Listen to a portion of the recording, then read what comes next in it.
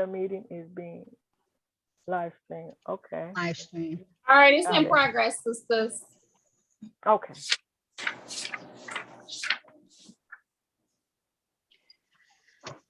All right. Shalom, ladies. Shalom. Shalom. Shalom. All praises. Hallelujah. We made it. Hallelujah. Yes. Okay, Ah. so we can probably get started.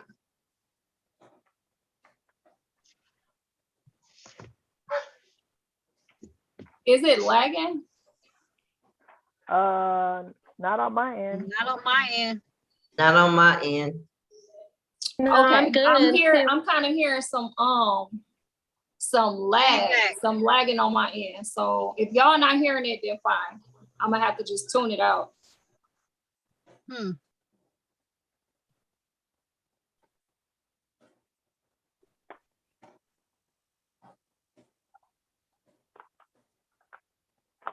Okay, we're gonna get started. I want to give all praise to the Most High Yahweh, which the world ignorantly calls God, and His only begotten Son, which the world ignorantly calls Jesus Christ. Through the Spirit and the Scriptures, we get edified tonight, and everybody tuning in get edified through the precepts. Yeah. And tonight's topic is clean and unclean food in famine. We're gonna go over herbs, oils, and more. So I want to just bring out a couple precepts. Salakia, y'all, because I'm hearing a lot of dragging. So I'm gonna try to fix this and figure out what's going on with it. So I had hold to on. go out and come back in. Is everybody on mute? Do we need to mute all of them? Yeah, mute the mics. Maybe that is. You can hear a lot of lag. I Shalom, was hearing shalom. feedback. Mic check, mic check.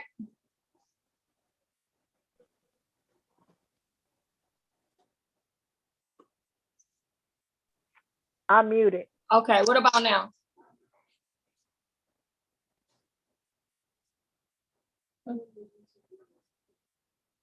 Okay, y'all, I'm just gonna have to tune it out because I'm hearing it, I'm saying it, and then I'm hearing it again. So I'm gonna do my very best to just tune that out because I can hear it for some reason. I'm gonna just bring out a couple precepts and then we're gonna get straight into it. So the first precept, we go into the commandments in 1 John 5:3. That's very annoying.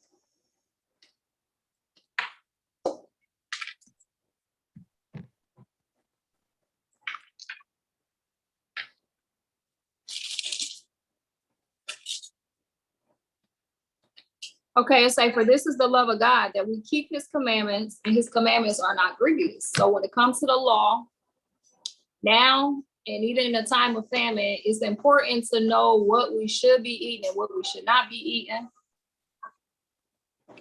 What's permissible and what is not permissible according to Levitical law. So we're going to get Deuteronomy 10 and 12, because there are expectations of the children of Israel, and we got to be obedient to the Most High, what he tells us to do. So Deuteronomy 10 and 12, and it reads,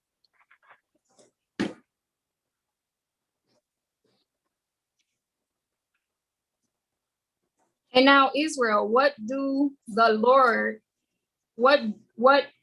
thy God require of thee, but to fear the Lord thy God, to walk in all his ways, and to love him, and to serve the Lord thy God with all thy heart and with all thy soul, to keep the commandments of the Lord and his statutes, which I command thee this day for thy God. So we know in everything that we do, it should be done unto the Most High. So, Sister Catalina, I don't know if you want to kick started with the herbs. We can hit the herbs, and then we can kind of go to the Levitical diet and dive into the oils and the other beneficial stuff that we're going to learn tonight. Okay, Con, can you hear me? Yep, I can hear you. Okay, perfect. Okay, so yeah, I can kick it off with the herbs if you want. Yep, Constance. Okay, so herbs for healing. Okay, there's pretty much herbs for, believe it or not, for everything and anything nowadays. If you guys didn't know, that's pretty much how Esau makes, some of their wicked sorcery concoctions, medicine, pills, and all that stuff. But to avoid all the middlemen, I would say just, research your own stuff and just go and buy your own herbs and study what you are intaking, what they're good for. But yeah, so the way that I have it written, I kind of went like, I label like body aches and then acid reflux, breathing, and then I kind of like noted the herbs that would be good for that kind of stuff. So, Body aches. we know that like in the winter season when it gets cold, we like get the most illnesses because between the month of the end of September to about January, you start to see all the sweets out, all the pagan, Halloween candy that people get enticed with, all the pies for the wicked Thanksgiving holiday, all the hot chocolate, all that stuff has high sugar intakes. So some good herbs to kind of boost up your immune system and metabolism so that you won't get sick during the season. Stock up on chamomile. I don't know if you guys have heard chamomile tea. Good for many different things. We can do chamomile tea like in tea bags, which kind of look like this. Or you can buy the loose, dry chamomile buds and boil them. If you boil it, you don't have to use it just for a tea. You can do it for like if your face is breaking out, if you get like the cold. Sometimes I'll get like dry patches in the wintertime because it's cold outside. You can do it for like a facial tonic, a little bit of honey in there, a little bit, you can boil it with lavender flowers. You could do that as well. Chamomile is also it's good for the digestive system. So if you are intaking foods that are high in like fatty oils, all that, the chamomile helps actually shed the excess fat that's around your organs. It actually helps shed it off and cleanses at the same time all your bowels so that, it all comes out through your stools. So it's really good for colon health as well. Spearmint, peppermint, anything that's in the mint family, again, very good for the immune system. For if anybody suffers with asthma or respiratory issues, highly recommend that you stock up on mint teas, mint oils. What else? Okay, I mentioned last time about the bitter herbs. I don't know if you guys are familiar with the bitter herbs. I'm not. No, I'm not. mustard greens, believe it or not, mustard greens is considered a bitter herb. Oh, Mustard greens. I brought up dandelion leaves, and you can find all these herbs like at your local, pretty much every grocery store carries them. If you guys have like a Winco out there or like any of the Hispanic stores like Vallarta, I know we have like a lot in California. Whole Foods should have some stuff too. But yeah, bitter herbs, guys, bitter herbs, super nutrition for us. Bitter herbs have veins. Veins are good for us. That's how they release their nutrients. So dandelion, kale.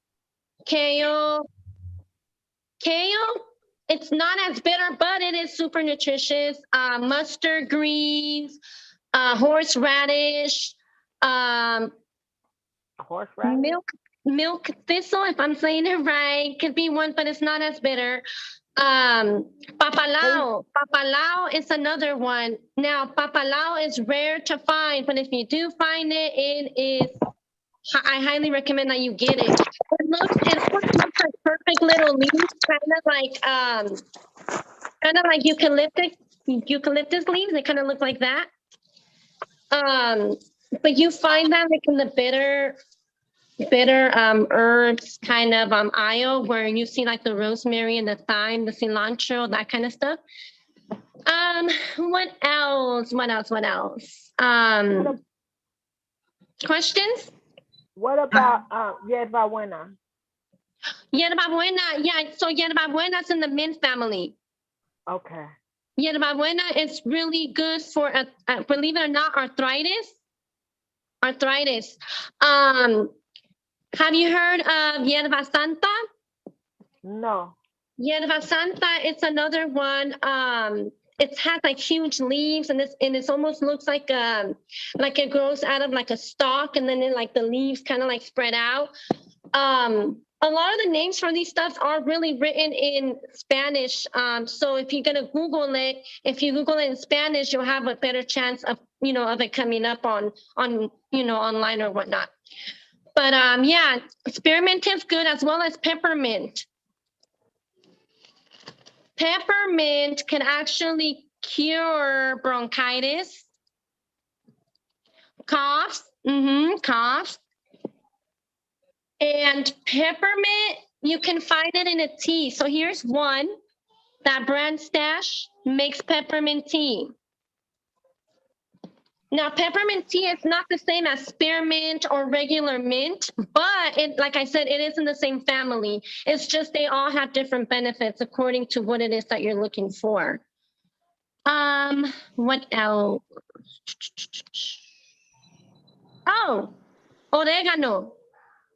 Oregano is considered a bitter herb. Now, all these herbs, you don't really always have to drink them in teas. Like I utilize them better. I get used to cooking with them. You could put oregano in rice if you're making rice. You could put oregano like you're putting salt in everything. You could sprinkle a little bit of oregano. It doesn't have an awkward taste or anything like that. I mean, it just tastes honestly like an herb. But yeah, if you don't know how to utilize some of these like herbs and spices, like I would just highly suggest like cook with them. Half the time you can't even taste it, but you are taking all the nutrients in without always having to do, like I said, a tea or drink it in a vitamin form. It's healthier to cook with, the herbs that the Most High did bless us with, I thought I had a precept for that. Genesis 1:29.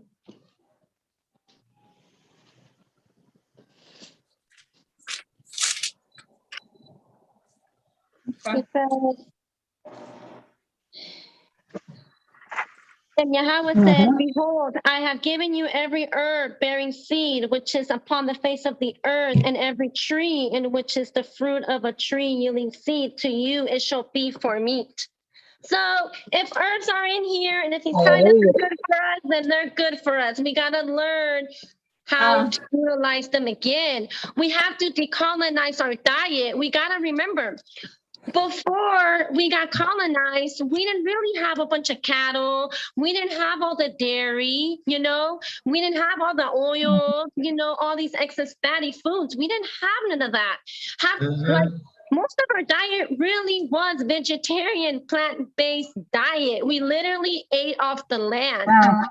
And with even though some of these animals, like they are clean for us to eat, we still have to remember they are being injected with extra hormones and all that stuff. I mean, you might as well, be eating like just a bunch of junk, because a lot of these animals also are not clean. Like, I'm not saying don't eat them, but we have to also utilize some of these other natural things for meats, because some of these herbs have do carry high proteins, they do, like legumes, beans. right? Seeds, Mhm. you know what I mean? They carry protein as well, and we got to remember with this meat that we have nowadays, it overworks our digestive system, and then we wonder why we break out. When our organs are inflamed, that's why our skin gets inflamed. That's what blemishes are. Like sometimes, like I get like little like blisters in my gums or like in my outer cheeks, and I know it's the pesticides. I know it's the GMOs. So we gotta remember, these herbs are cleansing for all of that. It can get rid of all that stuff too.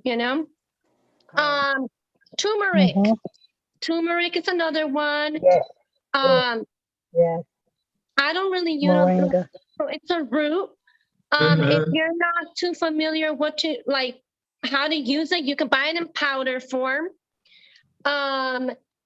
You can boil it along with ginger and garlic, and that helps with like swelling feet from diabetes. I know one of the sisters mentioned that they suffer from diabetes. If you boil ginger and turmeric as well as with garlic, you can use it as a juice, as a drink. Maybe like I would say about half a cup a day should be good. And drink it consistently until you see the swelling, being reduced.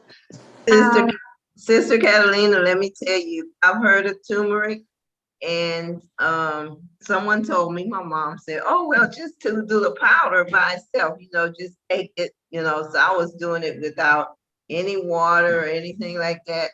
Won't do that again. So I've started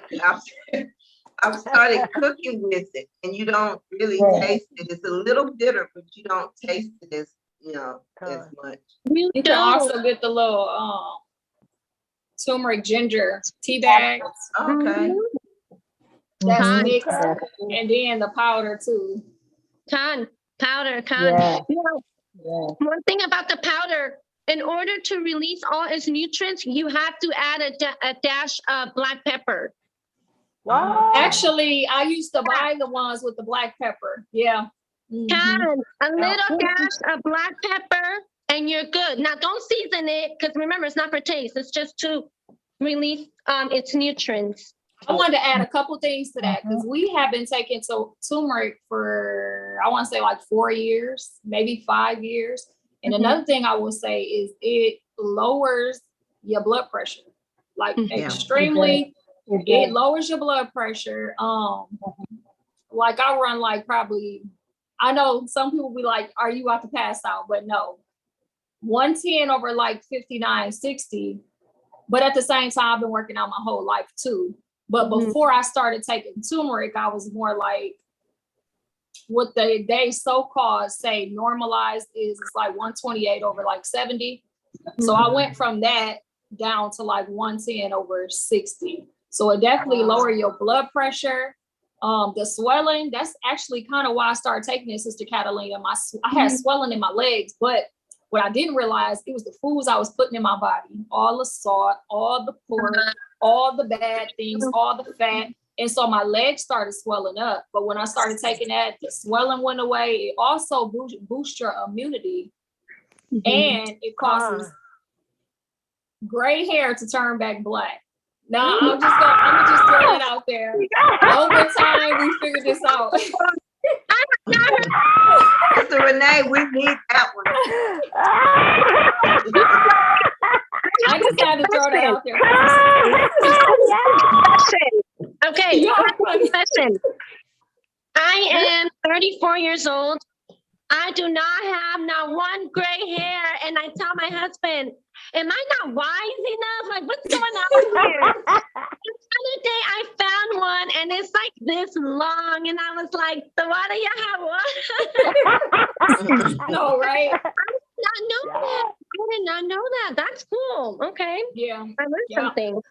So it definitely works. It's some good stuff, y'all. Yeah. Amen. I mean, God, boy, I'm gonna drink it by the gallon. You could just put a dash on whatever. Like, I used to, because my Lord, he didn't want to take. I mean, I lived by this stuff, he was Right. like, no, and that's the flavor of it. So I just put a dash in his tea. I'll put a dash on the meat I'm cooking, a dash on whatever. What I would just put it on. He wouldn't know, but you know. Yeah. Have It you was tried- helping on. You can Have even you use tried the capsules? Excuse me? Mhm. Okay. I Yeah. put mine in If you get capsules, get the ones that has like what Sister Catalina said, got the black pepper in it. Okay. Because man, those are so potent. And she right, it's better than the normal ones. But if you get capsule, make sure that capsule is not made up of gelatin, because you know most of the capsules are gelatin. If it Okay. is, right. don't get that. Try to find something else. Mhm. Okay. Okay. And then also, Sister Kim, I thought about you today too, because I remember you were talking about how you suffer from seizures, correct? Yes, ma'am. Okay. Did you get a chance to research valerian root? No. Okay. How you spell it? Valerian is VALERIAN. Okay. Root. I don't want to spell it, okay? Like, Speak it into Siri. She'll pull it up for you. Okay. little Danny Siri. But Sister Kim, valerian root, it actually relaxes the nerves in your body. I know that obviously we have a lot of nerves going up our neck area. Mm-hmm.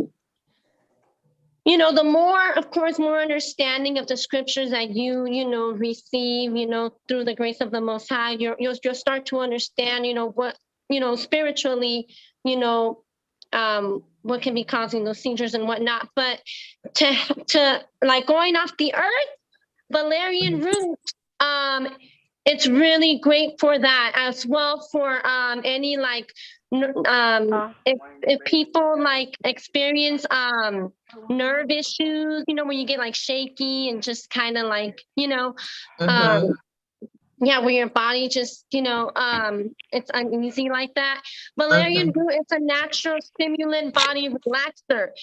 And it's all natural. But then again, make sure that you always, if you're going to go capsules, ladies, you got to search vegetarian, veggie, raw capsules. And make sure that you read the ingredients for everything, because you don't want nothing cut with anything extra. That's super important too, because it could say, valerian root, but then it has like this much of the natural stuff, and then the rest is just jam-packed with extra stuff. So always research what you're buying, even if it has to, take you a little while before you buy it. Hey, it's better to be safe, Okay. Everything's defiled in this wicked kingdom. So, okay. Thyme or thyme. People call it thyme. People call it thyme. Thyme? Right quick, Sister Catalina. Because I'm like on 3 seizure medicines. So should I mix that with my medicine and gradually? Well, okay, I'm not an expert. Because I don't want to do too much.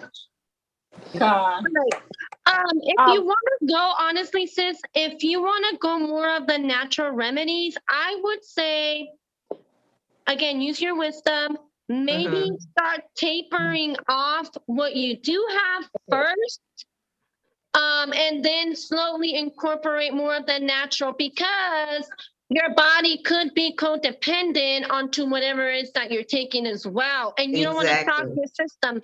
But of course, through prayer and faith and everything, I mean, the Most High really does it all. So, but I would just suggest taper off slowly.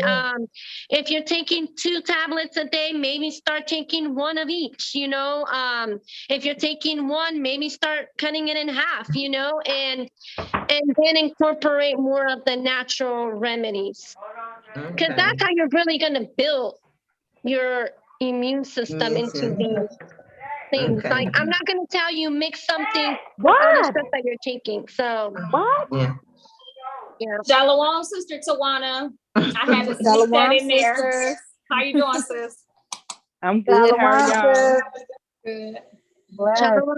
I just came in the middle of all that good talking, so I'm just listening. Excuse me, my sisters. I'm gonna have to cut out. I have to get my brother to the hospital, and I gotta drive. So I apologize for this, but I'm a catch the.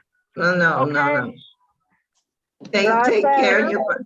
God says shalom. The water for everything, and I'm gonna come back. Shalom. Shalom. But yeah, Sister Kim, to add on to what we were discussing, definitely try the chamomile tea though, because we've been using that for centuries, and I've spoken with natural healers as well, and chamomile, it's like it's like one of our holy herbs. So start used to getting maybe getting some teas and start like drinking teas and see how you feel with that, Okay. and then gradually add to whatever it is that you need to add to, but that's the best advice I can give you. Thank you for that. Any other questions? Because I could talk forever, y'all, so make sure you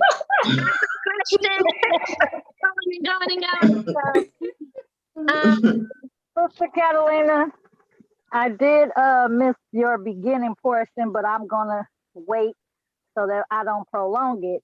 But I came in on the part of you speaking on the actual herb for diabetes. And I am dealing with my mom with diabetes, and I didn't hear anything but one. Is that the only one that you gave? Which is, hold 1 second. I know. Hold 1 second. I wrote down. You mentioned the turmeric and ginger garlic as boiling it like a tea or something. Yeah, like a drink. Now, which one is good for the diabetes? Is it all three or the turmeric alone? You could do all three. But if you could, like the turmeric alone, it helps, like I said, with inflammatory, diabetes. But make sure, like Sister Zay was mentioning, also make sure if you're gonna do it in the capsules, buy the ones with the pepper. If you're not, then if you're using the root, make sure you add a dash of black pepper. That's how you release its yeah. So the black pepper is what causes it to absorb in the body, is what she's saying. Got it. Right. So I do make my own tablet capsules. I bought the vegetarian capsules, and I was making them for myself, a concoction of turmeric, ginger, and cinnamon, along with cayenne pepper. And I was told that the cayenne pepper, I heard about the black pepper, but I heard about the cayenne pepper helps open up the arteries for heart patients. Yes. So being that I was a heart patient, I was using the cayenne. The black pepper, I heard, helps activate a lot of herbs. So it's okay to, what is my question? When it comes to taking the tablet, the measurements, is that based on something that I need to look up specifically, or how it makes us feel, like personally? As far as portion, I would just say that you have to research that on your own, because again, we're all built different. We all intake things differently. Correct. And if you're a person that's used to taking more of like natural substances like herbs and drinking teas and all of that, your body's gonna react differently to that. But if you're not used to none of that, it may take your body a while to actually So definitely do your research according to what it is that you need from it, measurements and all. I don't really make my own capsules. I'm more of like, I eat all my herbs. So I don't, or I buy them in powder and I just, cook with them, or I make drinks with them. I'm not an expert on the capsules, but But yeah, if that helps. Also, And one last question. I don't want to be too much. Did you guys mention Moringa? Look, sis, I was getting Moringa around leaf? to that. You hear me? I was getting around to Okay. that. Okay. Hey, we on it. I'm gonna sit and wait. that's right.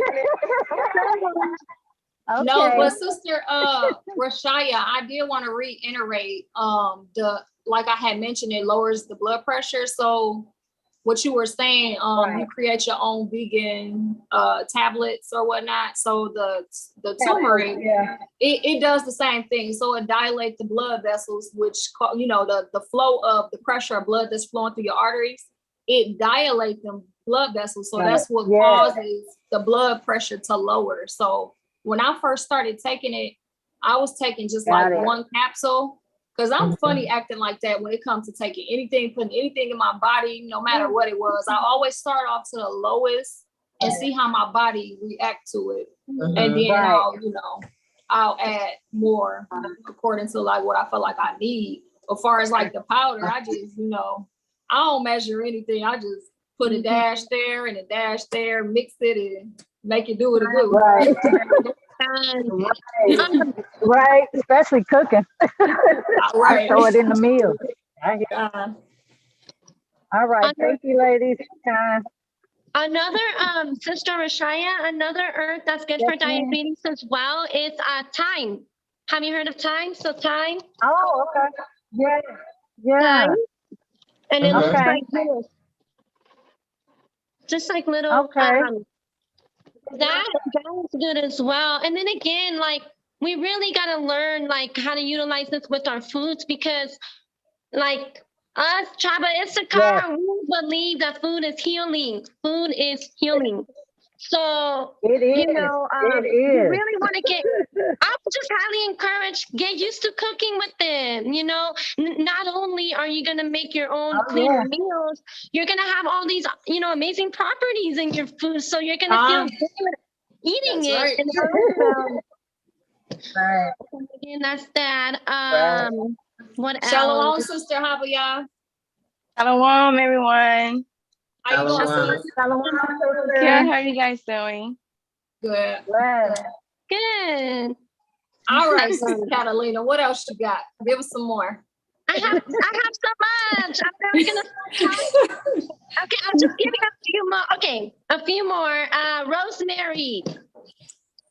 Rosemary is good for body aches. So you know how obviously, some of us have given birth before, and like, I don't know about you guys, but my lower back has never been the same ever since. But so sometimes like when it gets cold outside, I get like, lower back pain.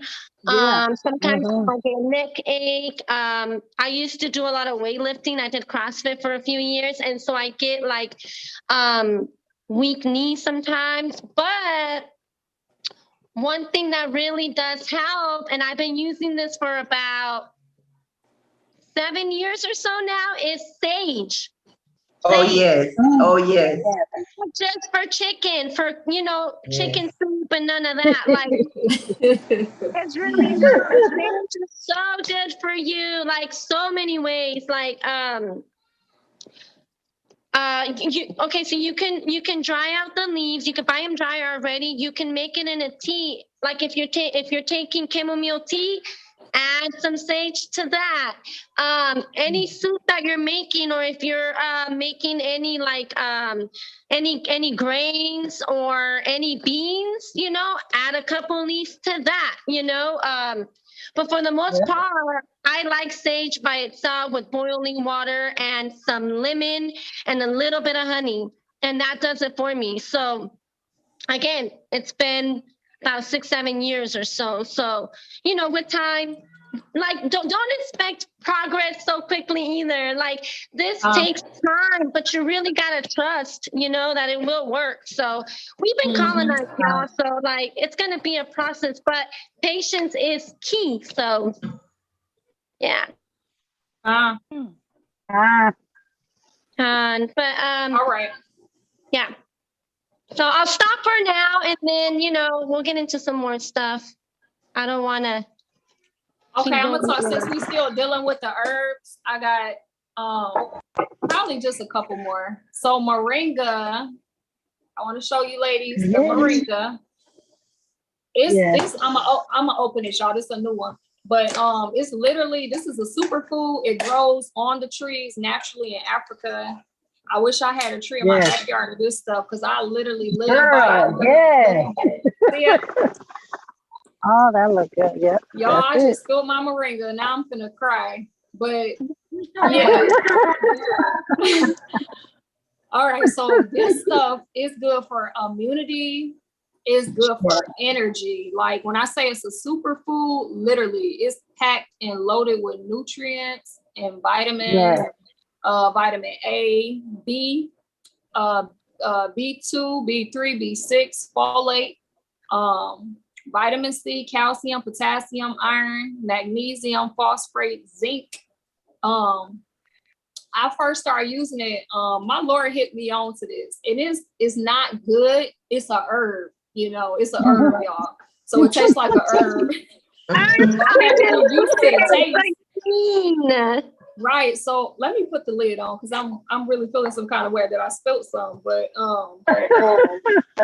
I first started taking it in my tea, and I was just like, "Oh my God, I just cannot get past this herby, gritty taste." And then over time, like I stopped adding sugar and honey to my tea. So now I just be like, when I drink my tea, I be expecting to taste herbs. I don't want to taste sugar. So like that's why I say I live by this stuff, y'all. And then I found out this grows your hair something so crazy. So like that's why I say it's my go-to. Not only does it grow your hair, it like restore the shaft of your hair, like damaged hair, brittle hair, short hair, weak hair, whatever. All them nutrients, because we know, I don't know if sisters know, but the B vitamins is the main thing in hair growth, and it's loaded in moringa. So not only does it grow the hair, restore the hair, it kind of like, I don't know, it feeds your hair. Not only do I drink it in my tea, but I mix it. I mix it in my little butters and I put it in my hair. So like I'm putting it inside my body and I'm also using it on the outside of my body. What did you say, girl? Huh? I didn't know that part. Okay. Yeah. Is it expensive? This little thing was $26 and it's 8 ounces. It's just an 8 ounce thing. So it's a little pricey, but I don't know. I live by this. What's that? It's worth it. It's definitely worth it. It's definitely worth it. So let me see. It also helps with nourishing the skin, obviously. It hydrates your skin, make it real supple and tight like it should be. Anyways, not that any of us have issues with loose skin yet, but if we do, it makes your skin tight and hydrate your skin. It treats edema, swelling, all herbs anyways, treats any kind of health issues you're having, because you're getting the health issues from the food that you're putting in your body, and your body can't handle it. So when you start getting the swelling and you start getting fatigue and you start slowing down, all those are just signs and symptoms that what you're putting inside your body don't like it. And so that it's starting to slowly break down. But the herbs, these herbs will restore you back. I'm trying to tell y'all, these herbs is very powerful. But if you don't got this in your diet, add moringa to y'all diet. I'm trying to tell y'all, put it in tea, put it in your hair butters. Yeah. Let me see what else. It also helps with the liver. Oh, what's sorry. that, sis? Go ahead. I said moringa is good in your greens. When you're cooking green vegetables, sprinkle some of that in there. Because I do that for my little people. They don't know. You just sprinkle it because it's green, it's matte. They don't know. And they be getting their nutrients. There you go. That's right. That's how you really have to do it. You really have to just sprinkle it in and let it do its thing and don't tell anybody about it. Yeah. Right. Just eat. Another big thing, this actually protects against cancer, like cancerous stuff, because they poison the foods and stuff. But it literally protects your liver It helps, the liver filter out everything in your body. It get all the waste up out of you. So this strengthens your liver. It builds your liver up. So that's another good benefit from it. So it could be like it ain't really necessarily a detox herb, but it does help in aiding all the waste out of your body. It makes your bones obviously stronger and healthier. It helps with your mood disorders, like, and I'm gonna tell you why it helps with your mood. Because when we be getting moody and just get attitudes out of nowhere, a lot of it, I mean, aside from spirits, sisters, we know them be spirits, but aside from the spirits, it's what you put in your body. Your body's lacking something somewhere. So you, like I said, you kind of reacting based off what's inside of you, meaning you might be lacking on vitamin A, B, C, folic acid, something it's an imbalance somewhere. So that's what causes our hormones, and throw the hormones off, and it causes us to get moody and stuff. So this helps with that.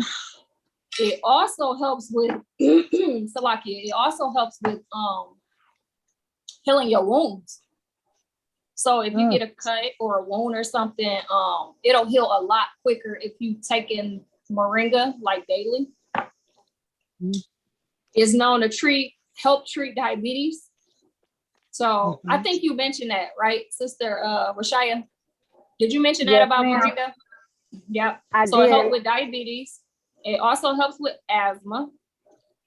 It also helps with kidney disorders. Reducing high blood pressure. Anemia, obviously, because it's loaded with all them B vitamins, so it gives you energy. So, that's the opposite of the fatigueness and lethargicness that you feel when you're anemic. But yeah, I think that's about it with the Moringa. All I gotta say, if y'all don't got some, y'all better get y'all some Moringa. I have one more thing to add to Moringa. They sell it over here in California. Like you can buy it in a plant, you can buy it all kinds of ways. But one thing that I did hear about the Moringa, and please correct me if I'm wrong, but I heard that it helps shrink the ovarian cyst. Have you heard about that? I haven't heard about that. It sounds about right though, Yeah. It sounds about right. Oh, and I purchased this from so it's a Whole Food sale, or it's a Whole Food. Y'all know what I'm trying to say. Whole Foods store where I'm at. And I know everybody got Whole Foods where they are. So that's where I purchased mine at. Or you can get it from like a herbalist store, any kind of health store you can find this stuff. You can also find it in Walmart, but just make sure the little bag that Walmart sells, look on the back and make sure it's 100% and there's nothing added to it. And you can get it on Amazon. Amazon too, yeah. So you can get it everywhere. You literally can get it everywhere. Aloe is not really a herb, it's a plant, but that's another thing that I live by. We always keep aloe in the house. It helps with burns. It helps with healing wounds. I know we don't necessarily get sunburn, but it helped with sunburns. Hair growth, ladies. When I tell y'all I live by aloe, I've been doing aloe for years, a very long time. But I wasn't really getting anywhere because with our hair, we put the aloe in, but we got to put something in there to absorb it into silk, or the afro get back to an afro, basically. But aloe is really, really good. You can get it in a liquid form. I drink it like on a daily basis. I drink aloe, or you can mix it in with your teas, juices, whatever. So aloe's another good one, even though it's not a herb. And then I don't know how many sisters is hip to the fenugreek. Never heard of it. I cook with fenugreek. I actually cook with that. I put it in my rice or my quinoa, my almond broth. I cook with it. How do you think it tastes, Sister Catalina? It's bitter. It's bitter. It is a little bit bitter when you bite into it, but I'm telling you, when you add seasonings like I like rosemary, and I like the combination of the way that tastes with rosemary. It actually, the rosemary takes away from the because it could be kind of pungent to me. I don't know. But yeah, it doesn't have the best flavor, but it has amazing benefits for sure. Yes, it does. Yes, it does. What's It kind the of name smells of it like, again? it's called fenugreek. Oh, okay. Gotcha. So I get that. I take that also because it aids in hair growth. That's the only reason I got hip to it, but it does more than hair growth, ladies. Anybody that take it, they know it enhances you probably in areas you don't really want to be enhanced in. I'm just leave it like that so we don't get too graphic with it, but it does enhance you. I don't know if y'all knew that, but it does. I've never heard about that. Yes, do the research. But if you take it consistently, you will notice a change too. What else? It increases the libido. I'm just letting y'all know everything. I'm not saying that's what I'm using it for. I'm saying that's the benefits of it. That's what it does. This is what it does. It does that. Okay. Let me see. It also so it helps with the reproduction of milk supply. So women that nurse, it helps with their milk to come in. And I had heard that. So, I mean, and other than that, extreme hair growth, probably all over the body, but I use it just for the head. What other benefits did you notice, Sister Catalina? I use it to balance out my hormones. It balances your hormones. I believe it or not, I have menopause. I have not had a period since I gave birth to my son about 14, almost 15 years ago. I think that Esau definitely did something. But yeah, so I use fenugreek to balance out my hormones. Because again, I don't take any medications of any sorts. I just don't believe in medicine, Esau's medicine. But as well with maca powder. I remember you mentioned maca before. Yep.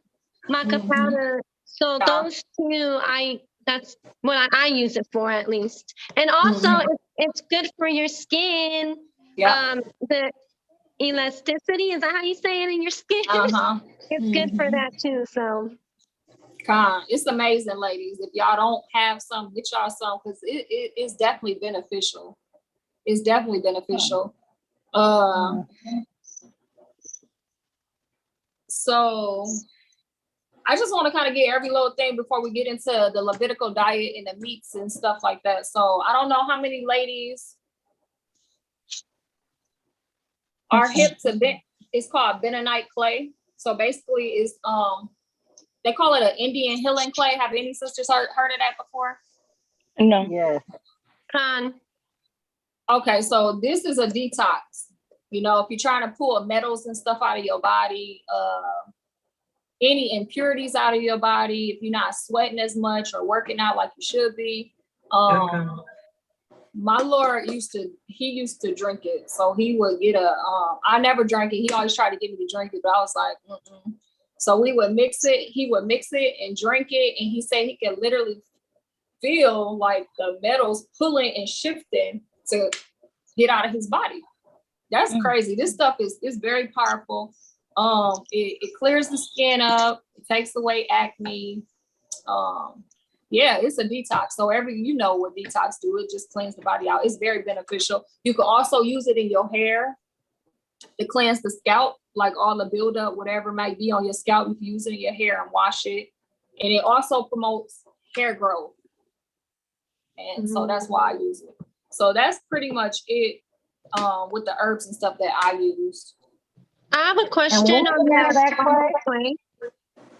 What's that? Go ahead. Oh, I had a question on the clay. You said your Lord used to drink it. How? Like just like with water or with the protein shake? Like how?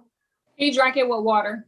So he, I don't know how much he would put in there. I'm gonna just say a tablespoon and mix it with water to dilute it. And he literally would drink it down. But then he would sit there. He would sit there. Is it safe? I've never heard it like Yes, internally like it. that. You can drink it. He said, "Oh my God." I was like, "What's wrong?" He's like, "It feel like something inside." I was like, "There is no way I'm drinking that." He used to try to get me to drink it. But afterwards, you know, after you detox and you let it out, he said he felt amazing. Amazing. So he would do that. Like whenever he felt like a bunch of toxins and stuff was building up in his body, he would do that. So I've never done it to this day, but yeah, I'm just giving y'all the story of what happened. Hey, that's good to know. What's the name of the clay? Midnight clay. I'm gonna put it up so you can see it. Midnight. Oh yeah, I saw that. Okay. Okay, Indian healing clay. What's it say? And I actually ordered this one. I ordered this one off of Amazon, and it was only probably like $16. Okay. But you can find it in a Whole Food store too. Like wherever else you can find an herb, you can find that too as well. What was the name of the herb before that one? Oh, Moringa. No, after that. Fenugreek. The fenugreek. Yeah. Fenugreek. Mm-hmm. Fenugreek. Uh-huh. Mm-hmm. Okay. Speaking of fenugreek, also fennel seeds. It kind of goes with fenugreek, but fennel seeds, it's an anti-inflammatory as well. Mm-hmm. And those is good for hair growth too. Actually, if you boil the fennel seed, it'll create like this really, really, really thick gel, and you just apply it to your hair. It's kind of like aloe vera gel, the same way you would do it if you broke it down and blended it, and you just put it in your hair. Like it's real good for conditioning your hair and stuff. So it's got a lot of good benefits in it. Okay, so we finna hit the Levitical law, the diet, what we should be eating and what we should not be eating. The clean foods and the unclean foods. This stuff is very beneficial to know. And we kind of came up with this topic because we was talking about if the grid was to go out, and you know, we didn't have our Bible or any of that. Like, how we gonna know what to eat and what we shouldn't eat or whatever? So, yeah. And you know, these other nations ain't paying attention to that. You know, like when the whole pandemic happened and everybody was clearing out, you know, the stores. Honestly, like all I stocked up on was the herbs, the oils. Like that was my first to go. But nobody else was thinking about these things like cayenne pepper. Like it was cool. So you know what I stocked up on, sis? So I'm big on gardening. We bought the store out of seeds, but I started doing that, I want to say like 3 years ago. So every spring we would just go load up on. So yeah, you better learn how to grow your own seeds, your own food and stuff. Find out your zone, find out what kind of soil you got. If your soil's not right, then guess what? Go buy some good soil, build you up a little box off the ground, because you know they soil is no good. It's poison. The ground is poison. So get your own dirt. And you can grow inside the house too. Start off with a little simple tomato plant and see how you do, sisters, until y'all get the green thumb. Look, don't go spend $1,000 on seeds, $1 on some seeds, and see if you can grow it first. One more for herbs. Soursop. Have you guys heard of soursop? I heard of that. Yeah. I never got it, but I heard of it. Okay. Yeah, so I mean, here's cancer. But you know what's cool about these herbs too? That a lot of like they prevent from you getting any kinds of cancer. So that's a good, you know, something to think about as well. It's just because you're not struggling with something don't mean don't take it, and only take it when you are suffering from something. No, be again, you know, trying to relearn all these herbs so that we could just use them on the regular to prevent anything, you know? Mm-hmm. That's right. You got to build it. Oh, another thing I wanted to mention about turmeric. So it's literally like a natural antibiotic, y'all. If y'all did not know that, Right. any kind of like, and I don't want to get too far in it because I don't want them to try to flag us, but yeah, it literally treats better than a so-called antibiotic.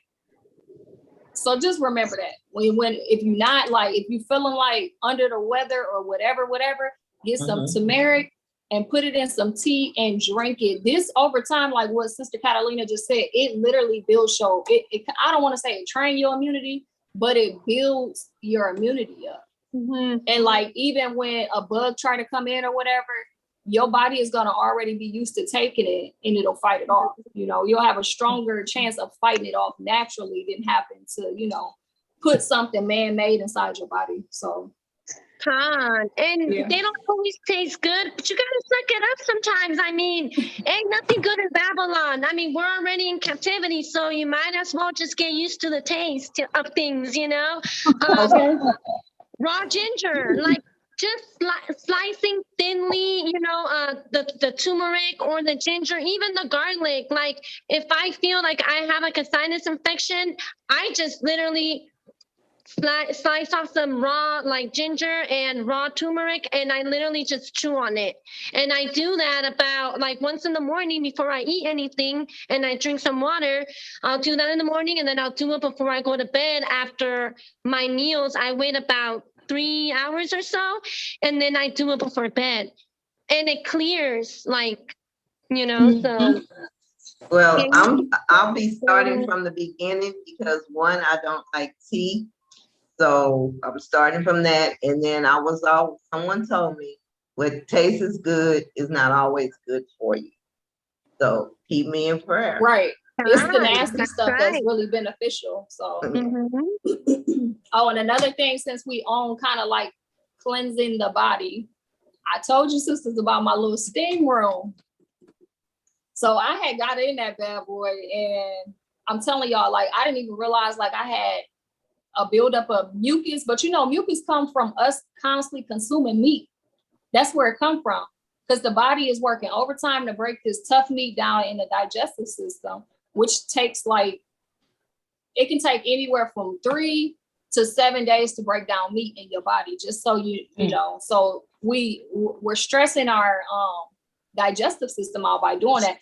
But another way to detox your body is hot steam, like I said, the little personal steam room. But anyways, I noticed afterwards, like I started hacking up, you know, y'all, I'm not trying to be disgusting, but I really want to share with y'all like what I went through. I started like hacking up mucus that I didn't even know that was inside my body, and it showed me like, whoa, you know what I'm saying, the benefits of getting under that hot steam. And the temperature went up to like 500 degrees, and I just sat in there, y'all, and it was amazing. When I tell y'all it was amazing, it was amazing. So if y'all not hip to steaming, y'all might want to get onto that, because that helps build and increase the immunity too, build your immunity up.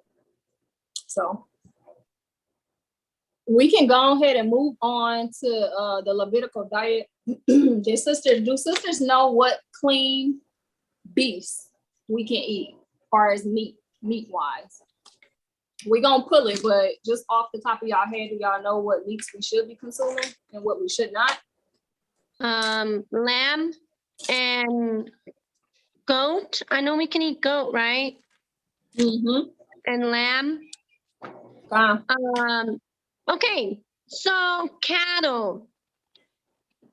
There has been numerous debates on beef, because I guess the way that the foot is, it kind of like resembles that of a pig. Yeah, it's a hoofed foot. So there's been debates on cattle. Maybe we can get more edified on that. That's something. So you mean the cow? You talking about the cow? Because that's what the cow. So let me see if I could just pull it up. Let's look at and see. Let's see the hoof. Let's see the foot. And we already know it chew. It chew with his mouth open for hours. So it definitely chew the cud. And it's actually, it eats off the land. So we know that too. So Let's get into it. Let's see. Let's pull up. See, I never heard that before, sis. I've never heard that before. Okay, let's try to pull it up real quick. And like the reason why I brought it up, it's because when I go back to colonization, they came with the cows, with the cattle, because they live off their dairy. So that's one thing that kind of raised a red flag. We didn't have cattle over here on this side of the earth before they came. So. All right, let's hit the scriptures, and then I pulled up a bunch of pictures. We can just kind of Google it and look at the feet and look and just see if it match up with what the scripture is saying, because that's the best way to identify if it's a clean food or if it's an unclean food. Basically, it's plain, just like that. So Leviticus 11, and we're gonna start at verse 1.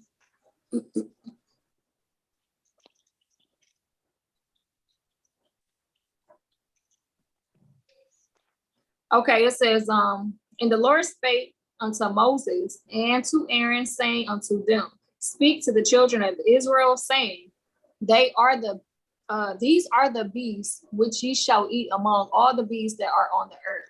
Whatsoever parteth the hoof and is cloven footed and cheweth the cud among the beasts, that shall ye eat. Nevertheless, these shall ye not eat of them that cheweth the cud, or of them that divided the hoof as a camel, because he cheweth the cud, but divided not the hoof, he is unclean to you. The coney, because he cheweth the cud and divided not the hoof, he is unclean to you. The hare, because he cheweth the cud and divided not the hoof, he is unclean to you. And the swine, though he divided the hoof and be cloven footed, he cheweth not the cud, he is unclean to you. So I'm gonna share my screen. I hope I can share my screen, because I don't know. Yeah, I should be able to share. All right, let's see what we got.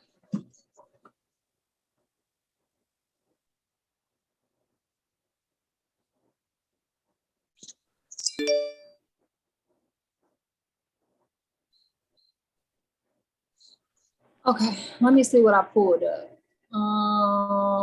That's pork.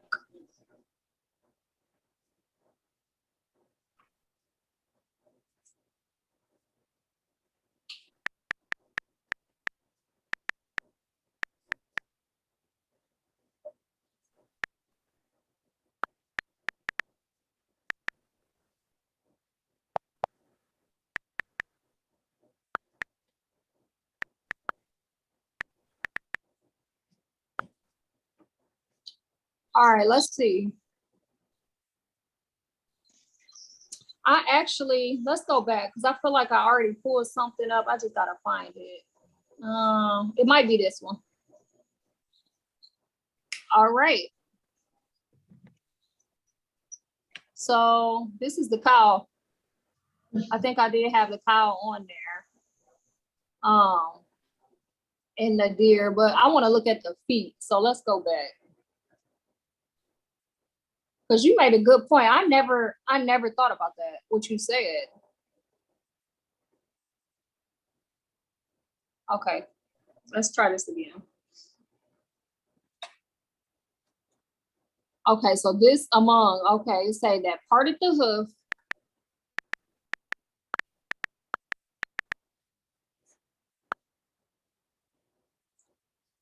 is cloven footed.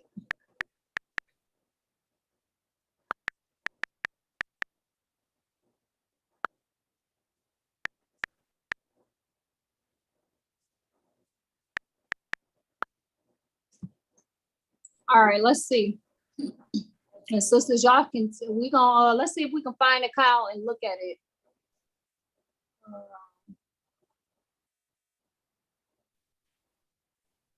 I have my fingers crossed. I know. Right. Okay. I ain't got time for this. I know, right? Mm. No more ribeye steaks, huh? I'm Now it sorry. should be on here. No. Sorry, I brought it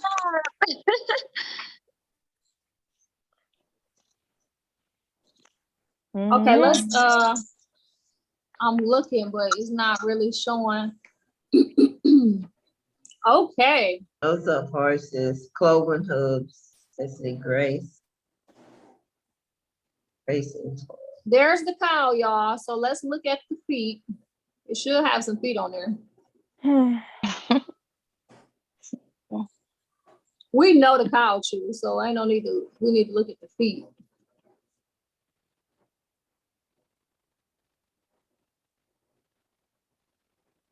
Well, you don't have feet. I don't have feet.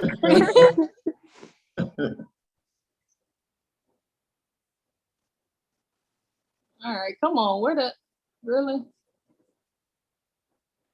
What Well, if sisters, you- I All was right, here we What if are. Oh, okay. There's the cow feet. So let's see what the scriptures say. The beast which ye shall eat among the beasts that are all on the earth, whatsoever parted the hoof and is cloven footed. Y'all see the hoof, right? And y'all see it's cloven footed. You see it? Mm-hmm. And we also know it chews like a cow with its mouth open. So it's clean. It's clean. We can eat it. It's Okay. clean. Yay. Ooh, all praises to the Most High. right. Lord have mercy. But I knew we were gonna get into the Levitical law, so that's why I just wanted to bring it up, just to kind of, touch up on it. So let me go back. Okay, let's stop sharing the screen for a second. So this is what I found. If we go to Deuteronomy 4 and 14, it'll specifically say what beasts we can eat and what we can't eat. All right. So we can start at verse 2. It say, for thou art a holy people unto the Lord thy God, and the Lord hath chosen thee to be a peculiar people unto himself above all the nations that are upon the earth. Thou shalt not eat any abominable thing. These are the beasts which ye shall eat. So that's the ox. I know sisters be eating them oxtails, putting them in a crock pot, whatever. We can eat the ox, the sheep, and the goat, the heart of a roebuck. Anybody had roebuck before? No. No. I've never had that. And the fallow deer, and the wild goat, and the pygarg. I don't know what that is. Maybe we can look it up. The wild ox, and the chamois, and every beast that parteth the hoof and cleaveth the cleft into two claws, and cheweth the cud amongst the beasts, that shall ye eat. So do sisters want to see what a roebuck is and a pygarg? If not, we can keep moving forward. All right, let's keep going. We're gonna go back to Leviticus. Verse. I have some I want to talk about. So I was on Facebook, and it was a sister on there. She had made a post, and she said that the people who are eating meat, that they're gonna get sick. And I was like, what's wrong with eating meat? And she said, are you scoffing? I'm like, no, I'm just asking what's wrong with eating meat. And she said that we're not supposed to eat meat because the Lord got rid of the there's no more sacrificing of animals. And I said, but what they have to do with eating them? And she said, yeah, we don't have to kill them or shed blood. And I said, so what do you do for the feast? And she said, what feast? She said, I said, what animal do you eat for the feast? And she said, we don't sell. She don't keep the feast because we in Sodom and Gomorrah. And I'm like, where she get that from? So when I kept asking questions, she started getting irritated and said I was scoffing, so she didn't want to talk no more. Wow. You can just cut that with the law real quick. Right. Sister Zay, a roebuck is a deer. A deer? Okay. I never had deer. Any sisters had deer before? No. No. I've tried it. I've eaten the deer sausage. It's pretty A good. deer sausage? Mhm. I just stick with the I'm basic. from Louisiana, so I've eaten a lot of stuff. Where do you get the deer sausage from? I would like to try that. Well, you can purchase it, but I am ashamed to say that my uncles, my family, they went deer hunting. So, they did it themselves. Oh, okay. Con. Catalina, you brave, because I'm scared to try new foods. If I didn't eat it growing up, I won't try it. No, well, being from Louisiana, you try a whole lot of different things.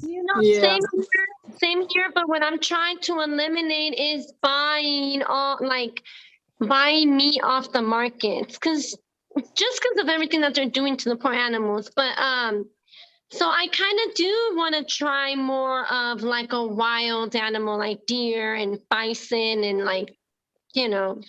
that kind of stuff. So that's so funny that you said that, because we was actually going to go get some steaks. And my Lord, he was like, here goes some bison right here. You want to try it? And it just looked funny. And I was just like, no, I'm good. He's like, you sure you don't want us? I'm good. I'm gonna stick with what I know. I'm not gonna eat that. Not right now. I don't want it. So we didn't get it, but it was kind of like, I don't know. It was just like, it wasn't like meat that we used to. It was kind of like real soft and like squishy feeling. Like it wasn't really like, I don't know. It's kind of mushy. If anybody ever felt bison meat. Well, you got to remember that the reason why the meats are harder, it's because of the hormones. Like I don't know if you guys are getting familiar with the way that the chicken is switching. Like the chicken is almost tasting rubbery now, at least in California. So mushy is actually a good thing, because that means that the tissue is a little bit more healthier. It's more gamey. It's more gamey. So I just said, now ain't the time to be playing with my stomach. I don't want to play with my stomach right now, so I'm gonna stick with what I know and stay hydrated. But for Sister Tawana, what you were saying about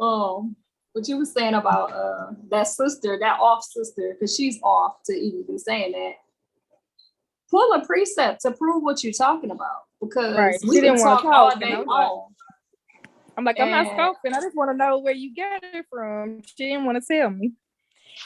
And she sells, and on her page, she's selling a garment. She says she's selling a wedding garment. And I thought, at the wedding garment spiritual. Yeah. She I got a precept for that though. She said we living in the last day. She said buy your wedding garments for $50, and she was gonna send it to him. She's tripping. Check this out. 1 Timothy 4, verse 1. It says, now the Spirit speaketh expressly that in the latter times some shall depart from the faith, giving heed to seducing spirits and doctrines of devils, speaking lies and hypocrisy, having their own conscience seared with a hot iron. And that's what's going on with her. Her mind is fried. She fried, and a lot of other people, but we're gonna keep moving right along. So I think I stopped at verse 7. And it says, and the swine, though it divideth the hoof and be cloven footed, yet it cheweth not the cud, he is unclean to you. Of their flesh shall ye not eat, and their carcasses shall ye not touch, they are unclean to you. So I wanted to real quickly pull up,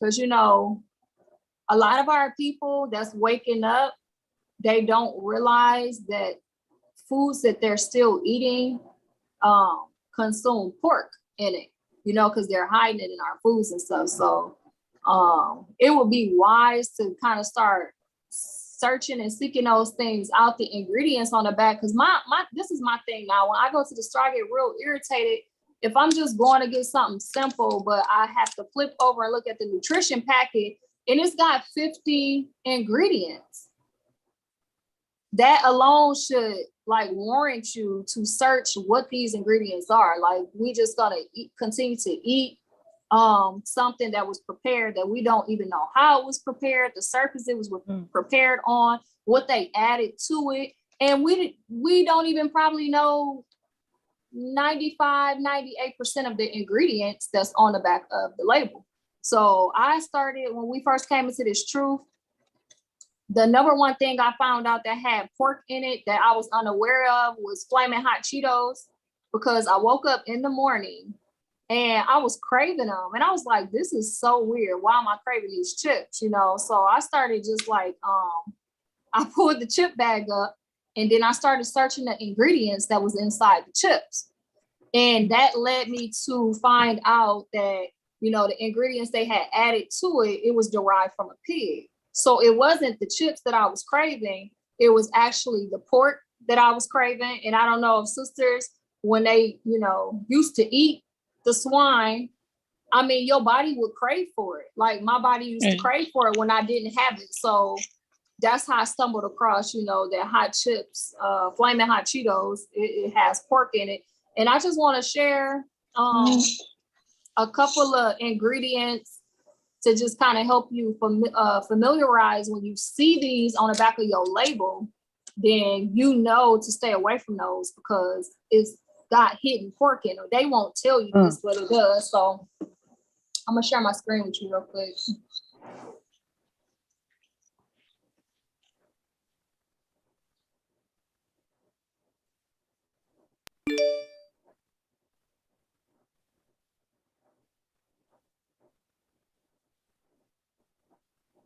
All right, so it's right here, and it's so much more, y'all. It is like so much more, and it's just to the point where it's time to, like, if you're really serious about your salvation and everything, if you're serious about your salvation, you have to start searching these things out and find out, like, are you going to consume something inside of your body that you have no idea what it means, what it's for, or any of that? No, you're going to search it out. So every sister on here should know gelatin was derived from a pig and we can't eat it. All sisters know that, right? No. Okay. All right, so I don't really need to go into the, I'm gonna just read probably the first couple of sentences. It says gelatin is a colorless, flavorless, odorless ingredient that thickens liquid. So I believe, isn't that the bone grinded down? The pig's bone grinded down? That's what I believe gelatin is, sisters. Do anybody know? I believe that's what it is. It says it's commonly made from a connective tissue, skin and bones of the pigs and cows. So they, you know, they kind of like to throw the cow in there to make you think it could be pig or cow, but no, it's the pig. They just don't want to tell you that, because you know how much money they would lose if people found out they was consuming pork. So you can find it. It's in most jellos, certain different ice creams, puddings, gummy candies, marshmallows.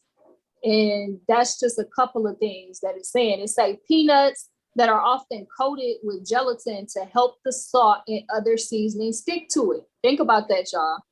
Because if any sisters ever had real natural peanuts, it's better you trying to rub the peanut against the container to get some salt on it, because the salt don't stick. So if you question, like, I think Planters, is it called Planters?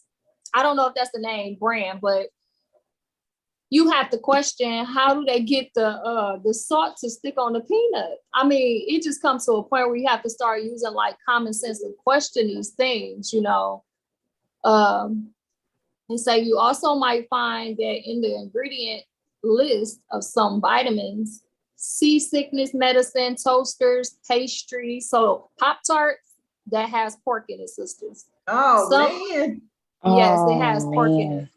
All of them. I haven't seen a Pop-Tart that does not have pork, because, you know, that's what we used to live. I've stayed buying a 96 pack of Pop-Tarts for the kids in the morning. we couldn't find one that didn't have it. So it'll say gelatin on there.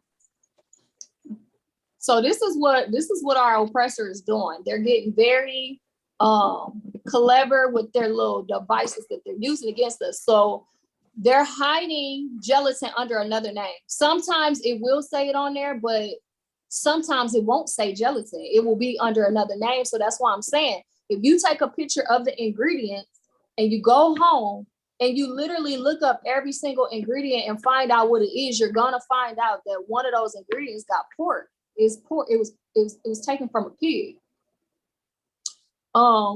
It says, oh man, where did I stop at? It says some beers and wines. I heard that. I don't know what beers or wines. If sisters find out, like, you know, share it with sisters so we can find out too. But I don't know what beers, what wines have pork in it. I think they said during the fermentation period, they add like, man, I'm trying to remember. I believe they add like a coloring.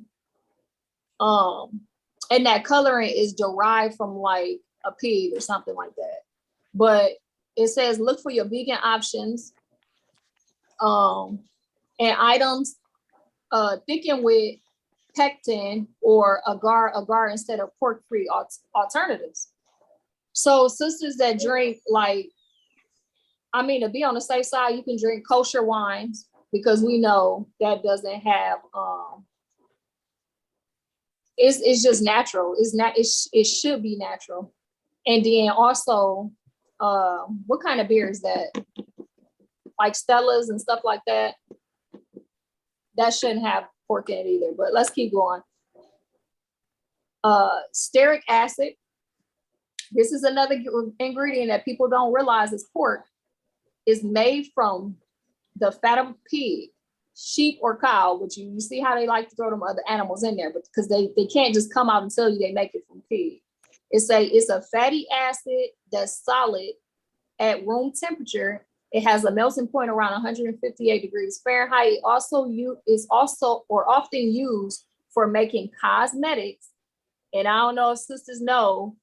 Now, this is the first time I heard cosmetics. Now, I know they use like poop, like baby poop and other poop for cosmetics, for makeups and stuff. If sisters didn't know that they do. Candles and soaps. Now, I knew about the soaps. I don't know all the brand names that have pork in them. Why they would put it in a soap? Yeah, to keep us in sin. That's why. It points out that it can also be found in certain chewing gums. Now, have anybody heard that before? No. No. Yeah, it's definitely used in gum for sure. And it is true about the soaps. It's used on body wash, because you know how body wash sometimes has that like gel-like texture to them, like a slimy texture to them. Yep. That's the gelatin in the soap body washes as well. Not all of them, but also soap, like detergent for the dishes too. Yeah. See, this is just madness. Why are y'all doing this? Like, this is madness. Okay, so it helps soften the gum for an easier chew. Now, it's one more thing that they add in gum. I'm trying to think. Sisters, help me out. When you go to the dentist and they like to put that coat on your teeth, what is that? I can't think of the name right now. That mold they put in your mouth? Not the mold. They literally like brush your teeth with a coat that's really bad. Fluoride. Yes, it's got the mercury and stuff. Yes. Some gums have that in there. Fluoride and stuff is in there. And most toothpastes also have the same thing. Most toothpastes have pork in it, y'all. Like, I know for a fact Colgate is one of them. I know for a fact they're one of them. So the next one is L-cysteine. It's a commercial bread, bagels, tortillas, pies or pie shells, pizza dough, pastries commonly contain L-cysteine. This amino acid is used as the dough conditioner. It reduces mixing time by breaking down the proteins in the dough. is frequently derived from hog hair, y'all. Oh my God. From hog's hair. That's just, man. It may also come from bird feathers or human hair. To avoid the potential for ingesting an ingredient derived from pork, read the ingredients. Do y'all hear that, sisters? Read the ingredients thoroughly to find baked goods free of L-cysteine or options made with vegan L-cysteine. Okay. Okay, so lard. I know everybody on here should know that lard is pork fat. Y'all didn't know that it is. It's pork fat. They said it's a hidden secret for many bakers who love using it to make their pie crust extra flaky and crisp. It also often found in other baked goods and refined beans. That might find that some chefs like to cook using lard in place of butter or oil. What is it? Lard is rendered pig's fat. I just said that. It's pig's fat. Y'all know pigs don't sweat. They don't sweat. They never sweat. They have worms.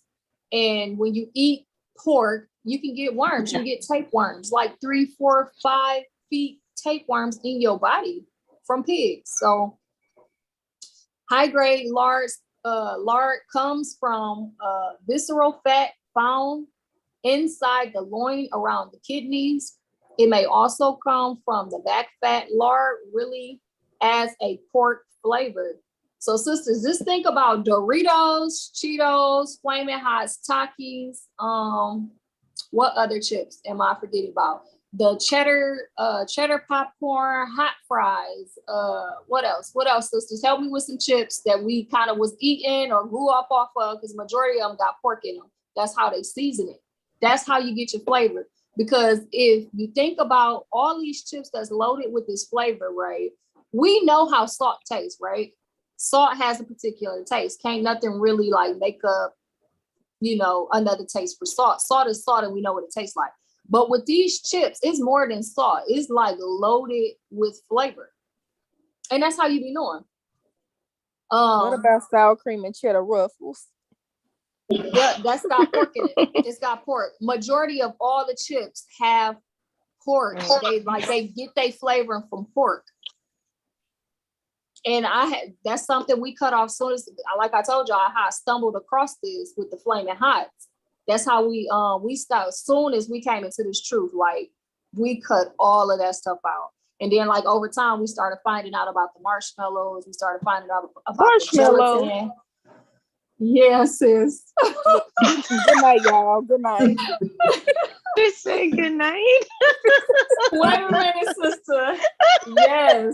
Yes. I can't take no more. I know, sis. I got So throw the marshmallows away. Hey, all praises to the Most High, though. For I hope this is edifying, because we have to wake up and realize the longer they keep us under the curse, and when I say under the curse, keeping us in darkness, sneaking this pork in our food, we still sinning. You see what I'm saying? So this is good. This is really good, because a lot of our people outside the truth and inside the truth is still consuming these items, these food products, and they're consuming pork. So where did I stop it? It may also come from the fat back. Lard rarely adds pork flavor. For an example, in baked goods, it typically adds a buttery taste. So we know about the lard. Oh, and I just want to throw it out there. Jiffy Mix.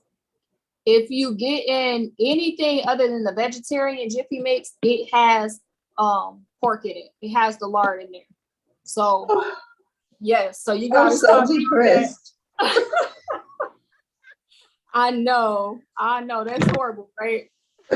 Gotta stop eating that. So if you're gonna continue to get Jiffy, make sure it's the vegetarian one. I'm trying to think of the candies. So like Mambas, Starbirds, gummies, Skittles. What else? Y'all, what's some of the candies we grew up with? They all got pork in it. Majority of them got the pork in them, y'all. Majority of it has pork. Okay, so rennet, some hard-aged cheese. I hope I don't let sisters down here, but look, majority of cheese have pork. It's an enzyme that they derived it from a pig. That's what caused it to come together. So I'm gonna keep reading. Some hard-aged cheese like Gorgonzola, Parmesan, what is that? Pecorino, Romano, and Grana, Romano and Grana Padano use rennet in the ingredients list. Rennet is an enzyme that separates liquid milk from solid curds to create this cheese. Vegetarians often surprised to find that cheese containing rennet isn't vegetarian at all. This enzyme is commonly derived from the stomach lining of goats or baby cows. It can also come from pigs. One aged cheese that specifically use pig rennet is, how you say that? Pecorino di Forindalo cheese in Italy, according to the scientists. So I hope this helps some sisters. Let me get up out of here.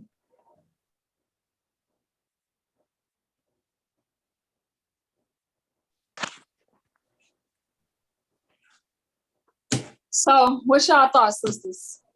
It kind of hurt. It hurts. The first time I forgot what sister I heard this from. We heard this from. But I literally had a breakdown. I'm like, okay, so what am I supposed to eat? How am I supposed to take a bath? And y'all, that's just some of Yeah. that's nowhere near all the ingredients that they're using. And so they realize Israel's waking up. So in order to continue to try to keep us dumbed down, because they know, like, no, we ain't messing with y'all. And I get excited when I go to Walmart and I look, it ain't nothing. I go for cheese pizza or something like that, and it ain't nothing but pepperoni pizza in the freezers. I say all praises to the most. All right, we waking up on y'all. Y'all better go on with that pork. We not consuming it no more. So, but with that being said, we got to read the ingredients, y'all. We have to. I wish I had something like right in front of me. I don't. But everything that they sell us has at least what? Bare minimum 15 ingredients. Mm-hmm. Do sisters know any of those ingredients? No, Any of them. can't pronounce it. Right. So, that's one of their little wicked devices that they've been using, to keep us dumbed down. But it's very important that we look at the ingredients. And if we really love the Most High and we're serious about getting salvation and keeping his commandments, then we're going to search these things out, and we're not going to continue to just buy stuff and not knowing, what's inside of it. I want to bring a precept out real quick. Sirach 5 and 15.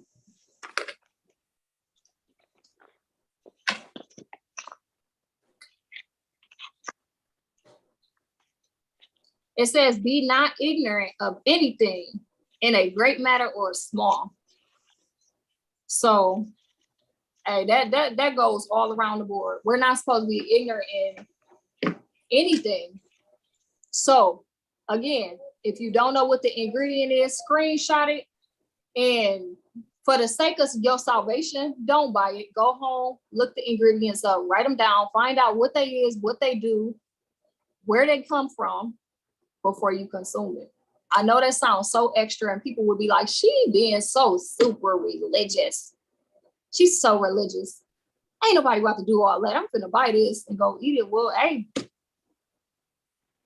we each got to search out, our own soul salvation with fear and trembling. So to each his own, but I hope that, this helps open up the eyes. I know our diet has changed so much since we came into this truth, because it's just a lot we don't eat anymore that we've been consuming for so many years that have pork in it. So it's a blessing to find out what we shouldn't be eating and then stop eating it. Let me see where I left off at. Okay, so we're gonna get to the waters. Find out what we should be eating out the waters. So verse 9, it says, these shall ye eat of all that are in the waters, whatsoever have fins and scales in the waters, in the seas, and in the rivers, them shall ye eat. And all that have not fins and scales in the seas and in the rivers, of all that move in the water, and of any living thing which is in the water, they shall be an abomination unto you. So can sisters name off the top what we should not be eating that comes out of the waters? Shrimp, catfish, lobster, any bottom feeders. Any bottom feeders. Catfish. Our people love that catfish, right? Yes. It's nasty though. It's like it eat all the waste of the bottom. Shrimp. What's that, sis? Never mind. So shrimp is literally like the roach of the sea. Seriously, like it's just as nasty as the catfish. Crabs, lobsters, oysters, sushi. Who's eating raw fish? I mean, I ain't gonna knock y'all if y'all eat raw fish. Like if this got skins and fails and you decide, that's on you, but I'm not consuming no raw fish. So I'm gonna just pull up some pictures because, matter of fact, I want to ask sisters, what fish can we eat? Can sisters name some fish that we can eat? Because it seems salmon. Yeah, okay. Tilapia. Tilapia. I heard tilapia wasn't a real fish though, but I don't know how true that is. We can You can't eat fake fish. We can eat gar, cod, trout, snapper. See, I've been because I'm a fish eater, so sis. and white. Hey, you know more than most because all I ever hear is like salmon, tilapia. That's about it. Like, and it's so many other fish that we can eat. Yeah. What about tuna? What about tuna, sisters? Yes. Tuna has scales. Whiting fish also. Woo. I want to reveal something to you, sisters. Whiting, yeah, we can't eat whiting. I eat whiting a lot. I want to show y'all something about tuna, okay?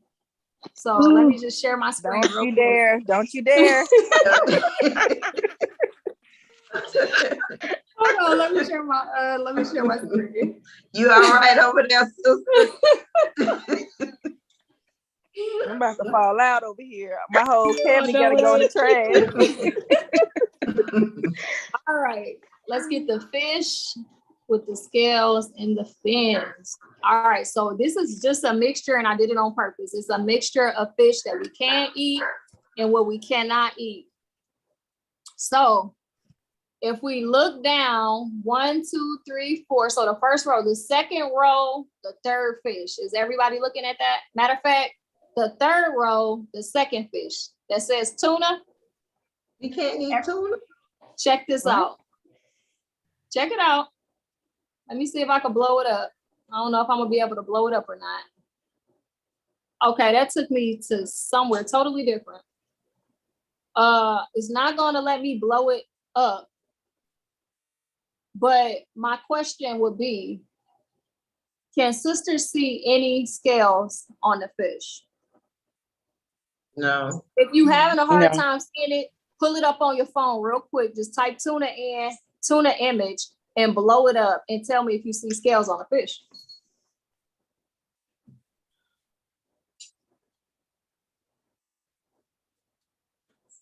I was devastated to find this out. Tuna does not have scales. Oh, wow. And we have been eating tuna for a while. You know what I'm saying? So with that being said, we got to repent daily and ask for forgiveness because we still consuming food that's unclean just from not knowing. Tuna does not have scales. Now, I don't know if that's a, Catalina wants to exit. So I'm gonna go back, y'all. But tuna does not have scales. I just had to show y'all that. I just put up a video. I Googled, does tuna have scales? And it says how to remove scales from tuna. So is it maybe just that? So maybe I was gonna say, that's what I was getting around to. Maybe certain, so this is what we need to do. We need to search out what tunas we can eat and what tunas we cannot, because they do not all have scales. And I will say, we often go down south and do deep sea ocean fishing. And we catch the fresh Spanish mackerels, we catch the ladyfish, we catch all kind of good fish down there. The snappers, the redback snappers, the bluebacks, and we caught tuna. The tuna we caught was humongous, y'all. It did not have any scales on it. So maybe it's a classification when it comes to the tuna, but you know, like I said, we gotta be able, I mean, if you can visibly see the scales on there, then obviously you can eat it. But if it ain't no scale, all of it don't have scales. So I would say the tuna in the stores, we probably should be leaving that alone because we don't know, you know. That's the only kind I eat. It's the can in the can.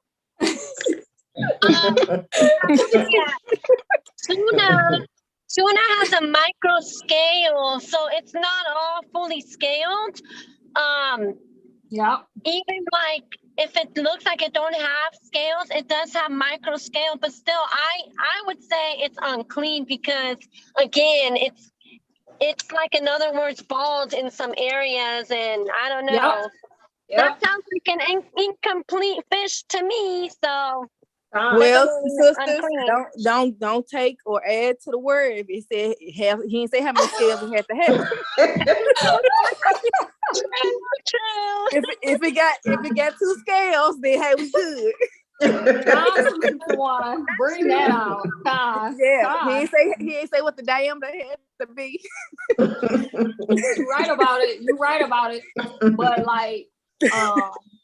like I said, if we serious about our salvation, man, like these kind of things we finding out, we just have to be more diligent in searching, being patient and searching it out. Because the thing about Babylon, they have taught us to be impatient. We don't like to wait on food anymore. We want the quickest, easiest, most convenient food. We don't care if it got nutrients, vitamins in it. We don't really care how you grew it. We care, but we don't care. And we don't care because we continue to consume it. If we did care, we wouldn't keep eating all these GMO foods.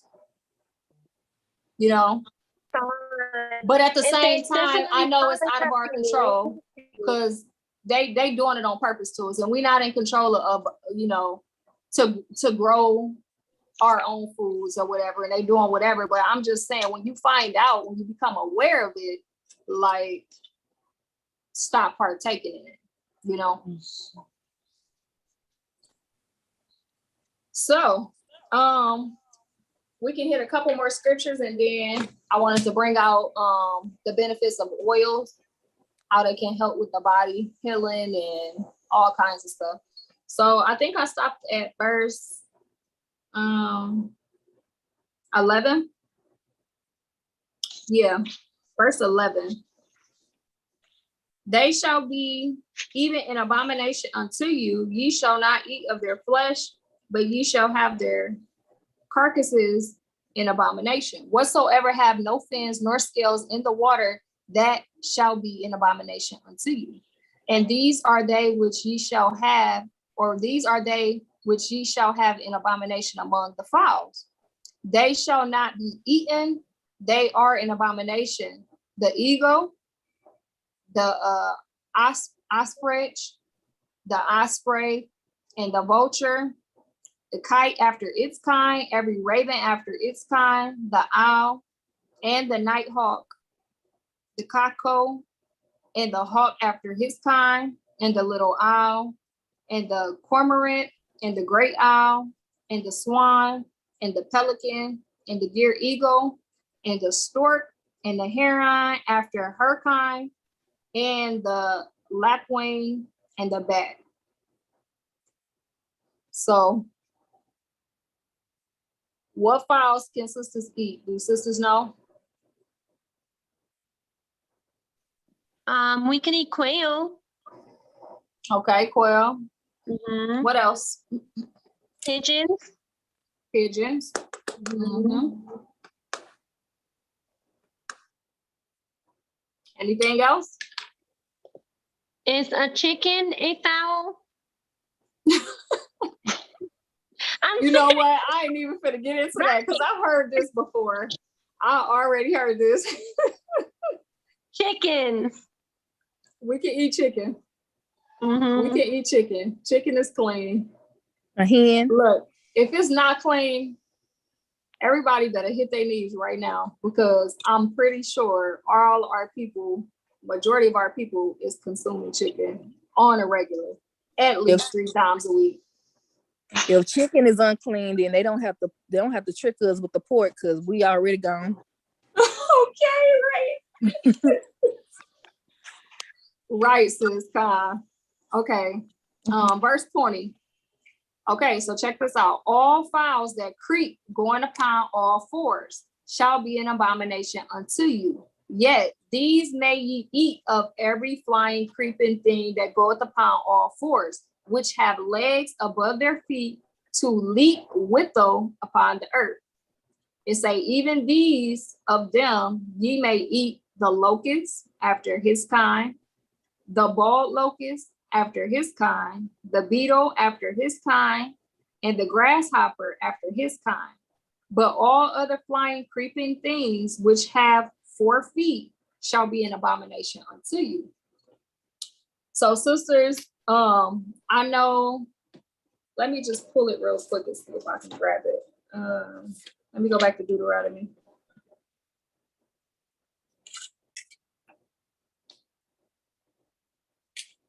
So what I was gonna do was just pull up pictures of, I know sisters know what locusts look like. Everybody know what grasshoppers look like. Beetles. There's so many different beetles. There's a lot of different beetles. Do sisters agree or no? I don't know.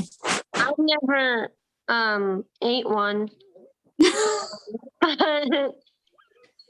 Well, That's interesting. sisters get ready because we're gonna be crunching down on some beetles and some locusts. You know what, Sister Catalina, after we did our Bible study last week, I kind of went on a binge watching videos of locusts and how people cook them and eat them. And so I told my children, I was like, first I asked them, I said, so who want to eat some locusts with me? And they all kind of looked at me crazy. And I was like, y'all realize this is what we're gonna have to be eating in the wilderness. Like, all this fast food stuff is gonna end. And none of the kids wanted to try it. So I'm gonna go to one of these not health stores, but like a pet store, and I'm gonna get some locusts and we're gonna season it and fry it, and we're gonna try it. We are definitely gonna try it. Okay, try it. And if you don't like it, I will send you some locusts that you will love. I mean, are we allowed to send? Yeah, we can send those, right? I'm pretty sure. Mm-hmm. I'm pretty sure. I will send you some, and I'm telling you, it's not gonna fail. You will love them. They come from the land of Mexico, from Mexico, and they are seasoned to perfection. They're delicious. So, but let me know how yours go. Yep, I sure will. And that kind of got me on like some survival type, wilderness type stuff. So I'm like, do y'all know how to start a natural fire outside?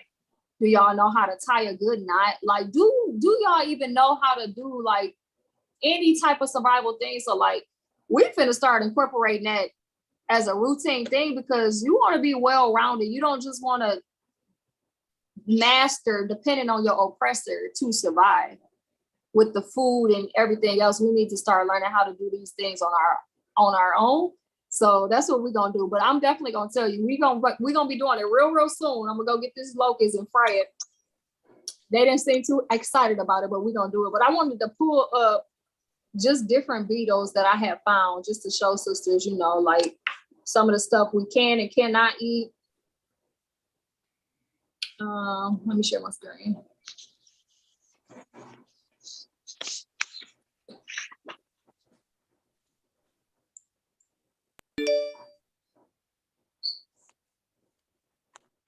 All right, let's see. Okay, so this is the locust. Doesn't it look tasty, sisters? It sure does. I'm sure it's tasty if you're hungry. I know, right? Just close your when I eyes was and seeing- chew. God, I was seeing people rip they was ripping the legs off and they was whipping the wings off, and then they was just eating it. They was going in. I have to eat it whole. Yeah, I eat it whole. I'm the ones I get don't really come with the wings. Oh no, yeah, they do. They do come with the wings. Never mind. Right. I was about to say, wait a minute, sis. All right. Let's go. So yeah, them the locusts. I don't know if we should try the small ones or the big ones or the mediums. Oh my goodness. I don't know. All right, let's go to the beetles so we can just kind of get a look at Israel needs to have a wilderness convention. okay, right. Yeah, That's what they we teach. start learning. They can teach the brothers how to do make a fire outside and how to survive, what to eat, what not to eat, all that. Kind. You know, in certain countries, these are considered a delicacy. Like Yes. they have yes. chocolate covered roaches, chocolate covered grasshoppers, and they consider that a delicacy. Mm. And Are they're there still expensive. are there still honeysuckles growing? All right, take y'all pick, sisters. Which one y'all want? The black one. Neither one. I want that dung beetle at the bottom. That's big and juicy. You stay full for a while. First in your mouth. You'll stay full for a while on that. All right, let's see. Speaking Okay. of fires, sisters, I know how to kindle a fire that's super simple that anybody can kind of do. So if you guys want to get into that, let me know. Kind. Yeah, absolutely. No roaches, y'all. Roaches does not fit into the Levitical diet. Yeah, they unclean. I'm sure they unclean. So that's let me see. I think I was stopping at verse 23. Yeah, so we got one more verse and then we're gonna get into the oils. It say, but all other flying, creeping things which have 4 feet shall be an abomination unto you. So I mean, we kind of keep, if y'all want to know more into it, because there's more precepts on this diet, just go in and keep reading to find out, because we know the vessels, like animals drink out that vessel. We can't drink after that vessel because now it's unclean. All that is in here, but I just wanted to hit the foods, and we're gonna move on to the oils. So, sisters, this is the book that I purchased. If any sisters interested in getting the book, basically it just teach you all the like natural remedies for whatever it is that you may be having issues with. So anybody heard of geranium oil? I want to share some oils, and then I'm gonna share some things that may be going on with us, like poison ivy, burns, cuts, sore throat, spider bites, eczema, acne, earache. I mean, whatever is wrong with the body, there's an oil remedy in here that will alleviate it. So we're gonna go to page 332 and find out geranium oil.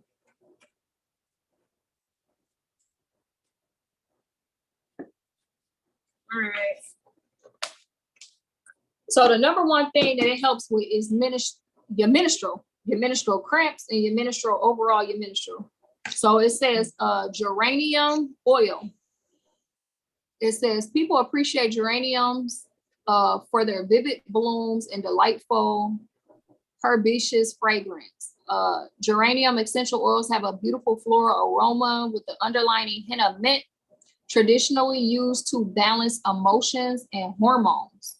It stimulates the lymph system, and it helps in a variety of skin conditions. It is also useful as a natural insect repellent or an insecticide. So this is some of the acne, aging skin, analgesic, which is literally like pain, it helps with pain. So it's a pain reliever. It's an antiseptic.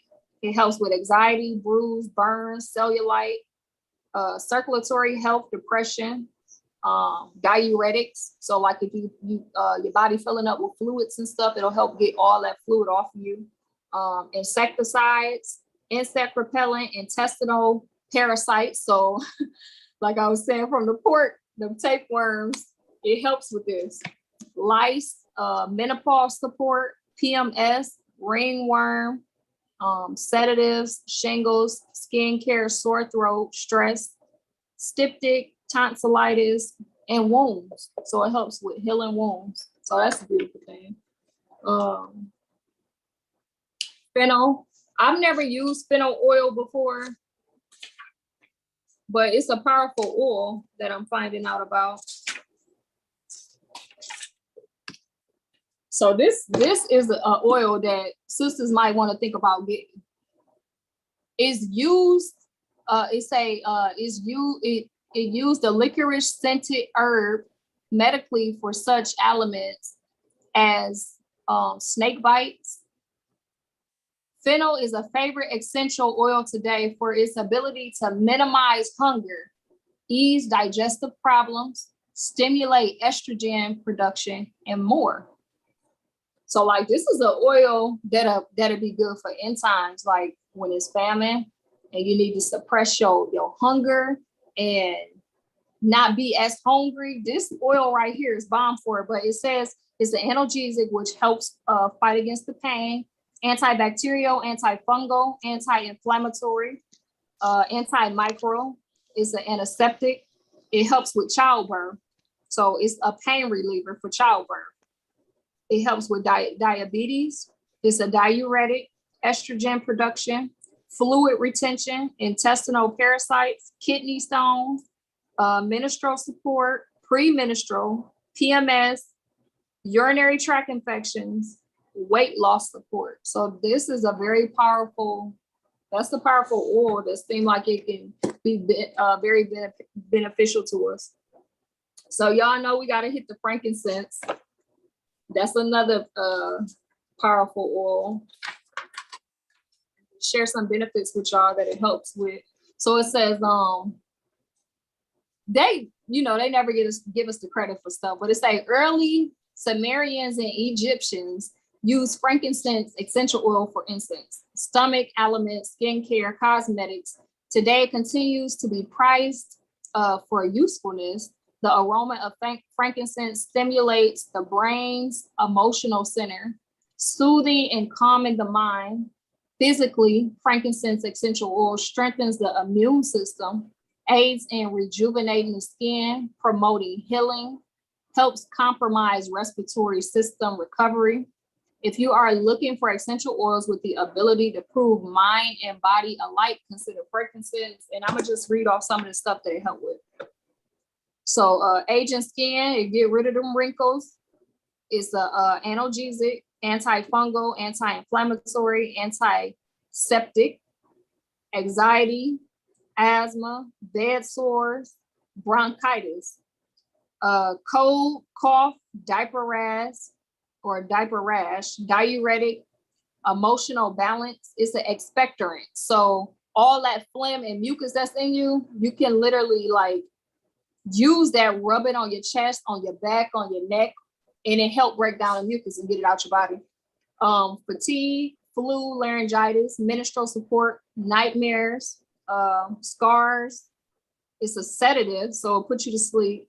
Stretch marks, ding, ding, ding, for all the mothers that is looking for something to help with them. I call them a badge of honor. I got my badge of honors. That's what they are.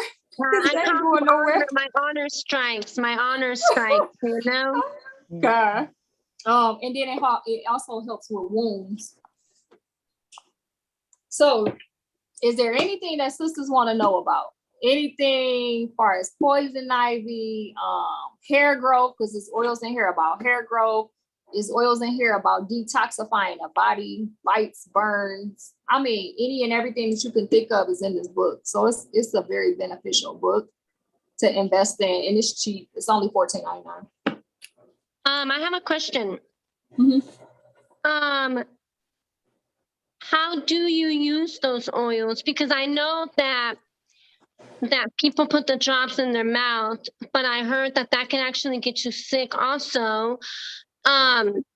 Besides taking, the way that I like to use them is taking like a bath, and or like putting some drops in my shower, like a steaming, shower thing. But besides that, how else do you usually take them?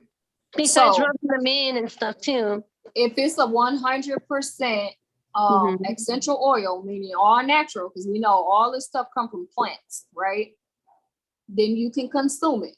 So peppermint, when I fear going to the dentist, sisters, I don't like going to the dentist. I will not go unless I'm in excruciating pain.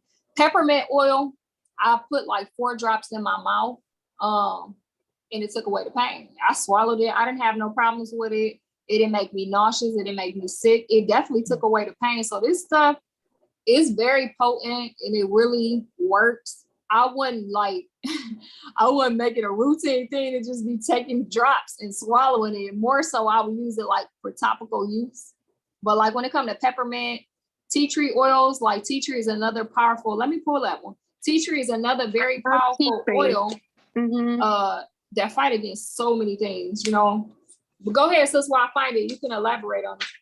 Now, like when you buy the oils, we also have to take note that a lot of the essential oils, if it says essential oil, it's going to be cut with something. But if you find it cold pressed, that's where you can kind of get the most potent oil without any cuts. But yeah, tea tree oil, that's like a must have because that's good for like pretty much everything. Like you were mentioning about the dentist. I don't go to the dentist ever, but what I do like to do if I feel like my gums are like swelling because again I ate something that probably had some kind of poison in it, I put a couple drops of the tea tree oil into my like toothbrush and I just massage my gums, no toothpaste or nothing, just by itself, and I massage it into my gums. But yeah, for dandruff also, that's another thing I wanted to talk about. Now that you brought up the oils, you know how like when we wash our hair, we use shampoo or conditioner or hair mask and all that stuff? I found out that we're not supposed to use any kind of like conditioning because it leaves a resin in your scalp and it actually clogs the pores into your scalp where the follicle grows.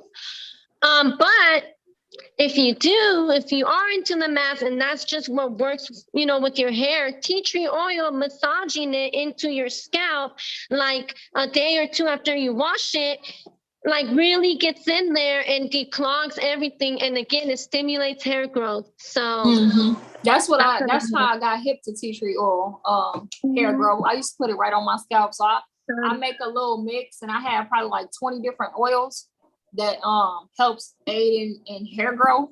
And I mix it with carrier oils like jojoba oil, castor oil. What else do I put in there? Avocado oil, and grapeseed oil, something like that for a nice hair growth.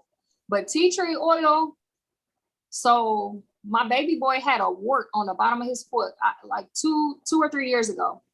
And I have no idea where it came from. It was just there. I had literally put a drip of tea tree oil, just one drop on his foot for 2 days. And the second day, the whole wart was completely gone. Like the tea tree oil ate it away, almost to the point where it looked like it was trying to eat to his skin. Like that stuff is so powerful and potent and it's just amazing. Tea tree oil, if you don't got tea tree oil, get it. I'm gonna read off some of the stuff that it helped with and just what it's for real quick. It says one of the most useful essential oils available. It treats a wide range of ailments with swift efficiency. Also referred to as a melaleuca, this essential oil is useful for formulating household cleansers, cleaning wounds, and eliminating fungal infections. So it helps with abscess, acne. It's an analgesic, animal bites, antibacterial, antifungal, anti-inflammatory, antimicrobial, antiseptic, antiviral, arthritis, athlete's feet, bed sores, royals, bronchitis, burns, colds, coughs, cradle cap, dandruff. It's a decongestant, dental health, diaper rash, disinfectant, expectorant, flu, jock itch, immune stimulant, insecticide, insectant, repellent, intestinal parasites, laryngitis, oily hair and oily skin, rash, wingworm, sinus infection, skin tags. I didn't know it helped with skin tags. Wow. Sunburn, thrush, warts, whooping cough, and wounds. That stuff is powerful. If it gets really like what I like to do with that, especially like in the summertime, I don't know if it gets humid out there where you guys are at, or like really hot in the summer, like August or June, July month. You after you shower, you put it underneath, like rub it underneath your breast so that you don't get any kind of like bacterial, because even though you can't see it, sometimes you can develop like a rash, like a heat rash and stuff. But tea tree oil really helps prevent that and any kind of rashes too. So it's a good thing. Concepts. I'm gonna just bring out a couple precepts because we just retained a lot of knowledge tonight. But let's pull some precepts out and feed the spirit a little bit as well. Let's go to Sirach 38 and 15.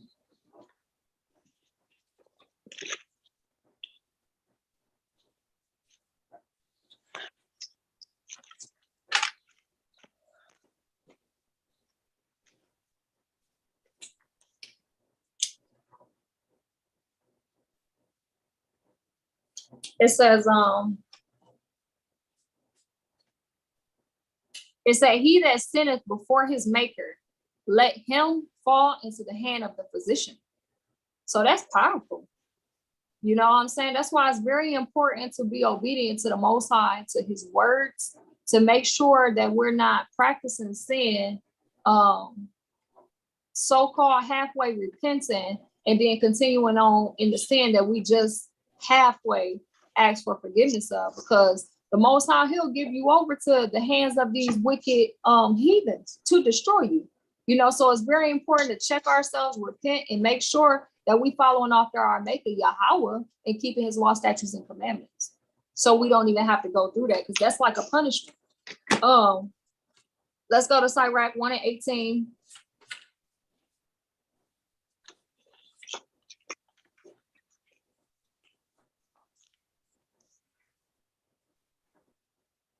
It says, the fear of the Lord is a crown of wisdom, making peace and perfect health to flourish, both which are the gifts of God, and it enlargeth their rejoicing that love him. So the fear of the Lord is the crown of wisdom. If we really truly fear the Most High, guess what? We're going to keep his commandments. We're going to keep his commandments. And he just told us by keeping his commandments, he'll give us peace and perfect health. Those are gifts, to be in peace and perfect health. That's from the Most High. So it's a just thing to follow these law, statutes, and commandments. Let's get Joshua 24 and 15.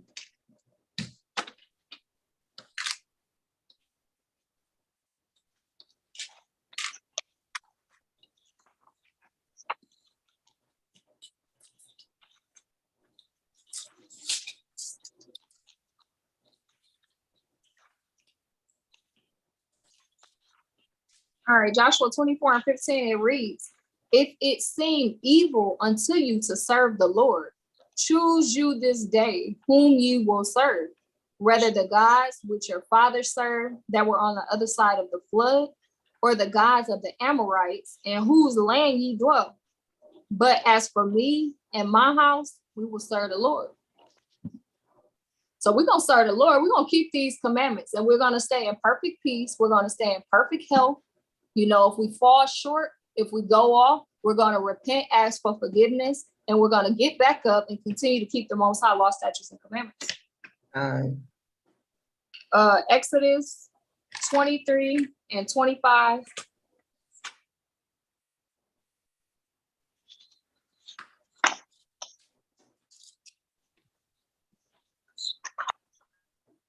It's saying, ye shall serve the Lord your God, and he shall bless. I'm getting feedback.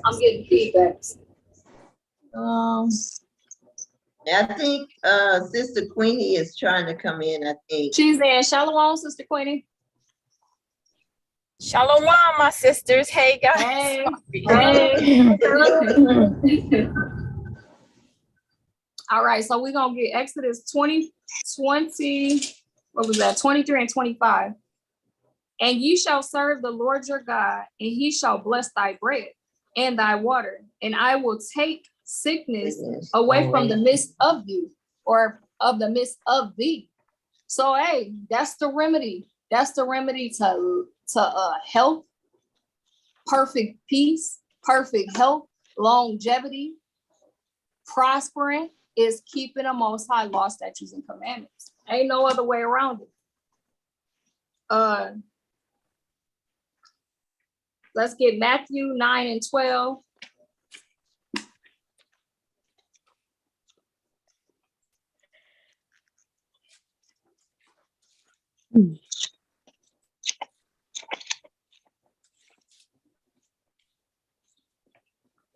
It says, but I'm gonna go up one, verse 11. It say, and when the Pharisees saw it, they said unto his disciples, why eateth your master with publicans and sinners?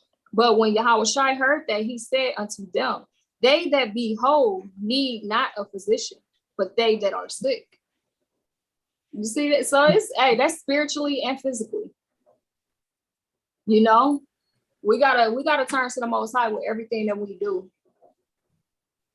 We want health. We want long life. We want longevity. We want peace. We got to keep the law, statutes, and commandments. It says 1 Timothy 4 and 8.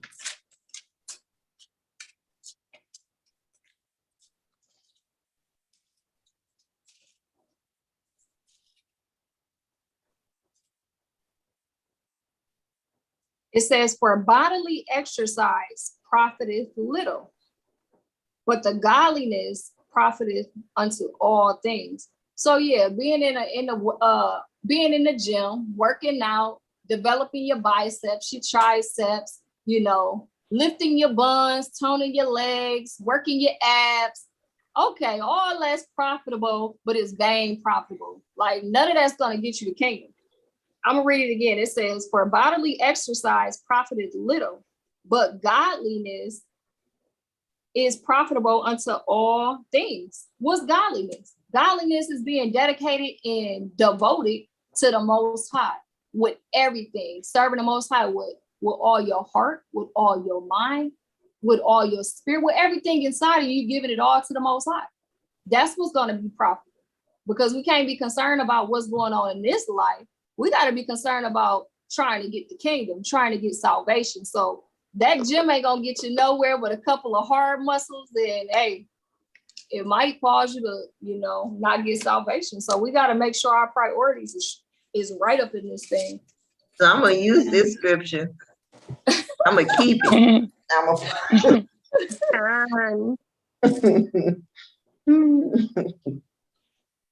And I have one more precept, sisters. 1 John 2, 3 through 5.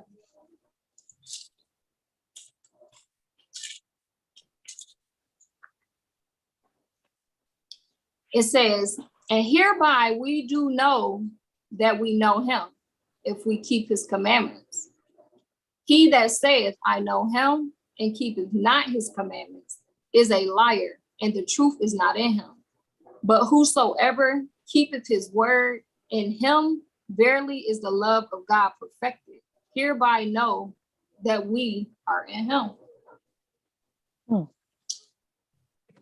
That's all the precepts I got. Do sisters got precepts, comments, questions, any more info y'all want to give out to help edify your sisters? I Tonight? do. I have one more. Okay, come. Vinegar. I don't know if you guys are more, any kind of vinegar, but if you guys consume any berries, I know we were talking about berries in the last video. Grapes, berries, even your greens, even your meats. Regular vinegar, it's amazing to wash off any extra gunk. It kills some of the pesticides that are in our fruit too. And it doesn't seep into the fruit or the, whatever it is that you're washing. It doesn't leave a flavor. So what I like to do is I'll soak it with purified water, put in like a cup of vinegar, depending on the portion size. And then after you're done soaking it for about 20 to 30 minutes, rinse it off again with some of that clean water, and then just let it cover it, like drain it, cover it with a paper towel, and just let it dry up. So that's like a natural cleanser for fruits and vegetables.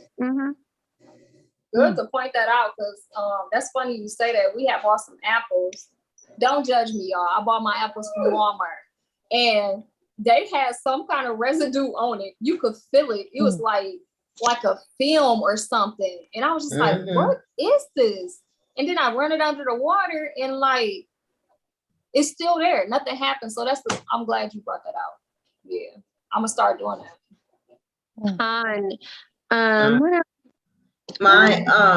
My grandmother or aunts, they used to use baking soda. Like you would have like your vegetables or whatever, you put them in some water, especially like your greens.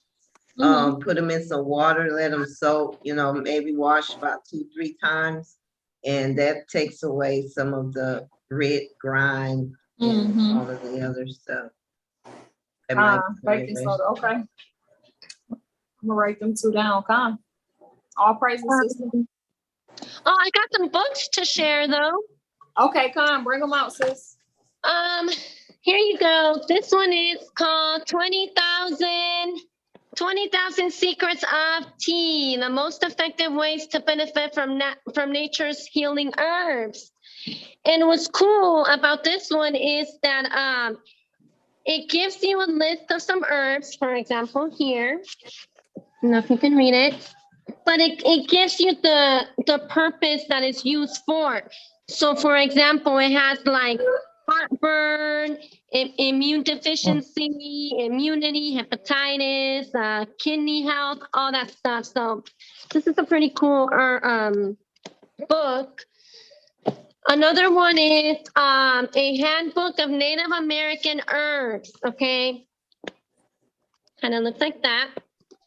Now, this one is amazing. Okay, this one has been like my favorite. Funny, you brought up aloe because I was studying about the aloe a couple of days ago.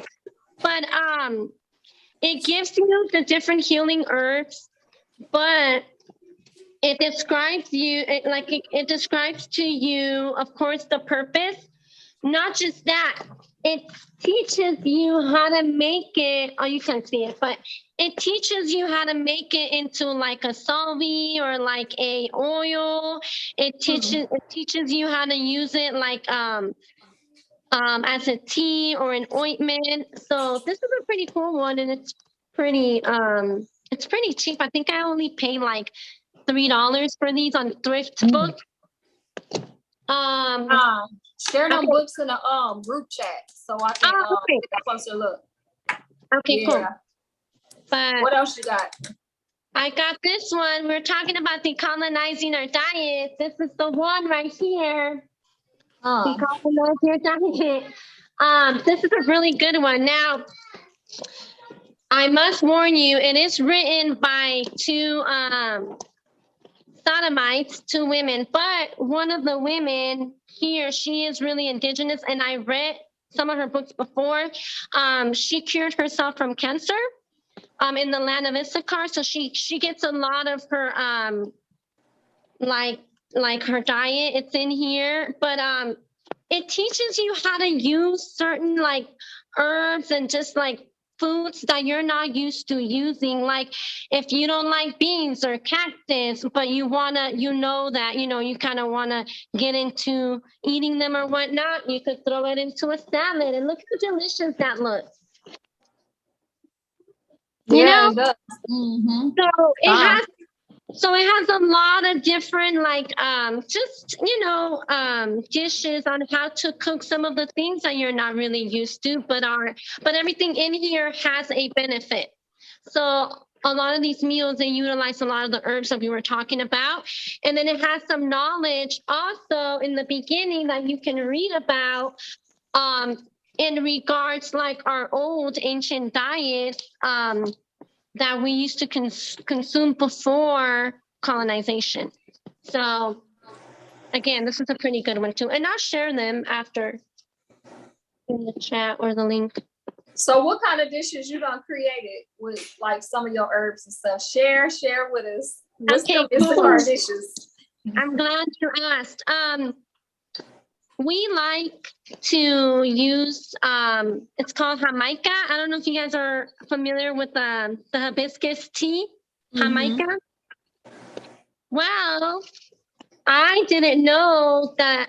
Well, first of all, the way you make it is you buy the actual flour, it's dried, and you boil it and you let it and you steep it in the water for, about 15 minutes or so. And then afterwards you could drain them. And I didn't know that you can actually eat it. You can eat the actual flour for meat. And you can eat it in a taco. Oh, God. And it has many nutrients, but it does have some protein, but it pairs amazing with avocado. Just throwing it out there. So that's one thing that I learned, because the hibiscus flower, it's actually really good. It's good for your liver and your kidneys, but mostly your liver. And it helps with any urinary issues and whatnot. Kind of like cranberry. Kind of like that. Okay.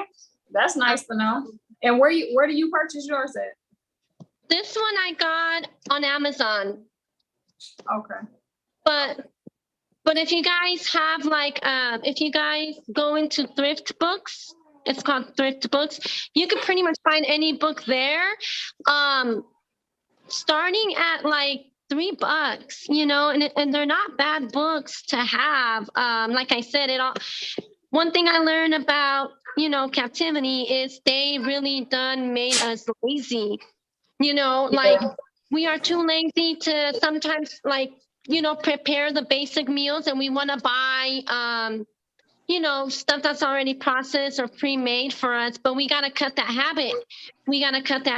Because that's, the food that's really making us sick the most. And prior to them, all we did was cook. I mean, our offerings are with food. Hebrews love food, So we got to get that wholesome, food back in us. Like, we got to stop playing these reindeer games, you guys. Like, we got to really get back to the basics.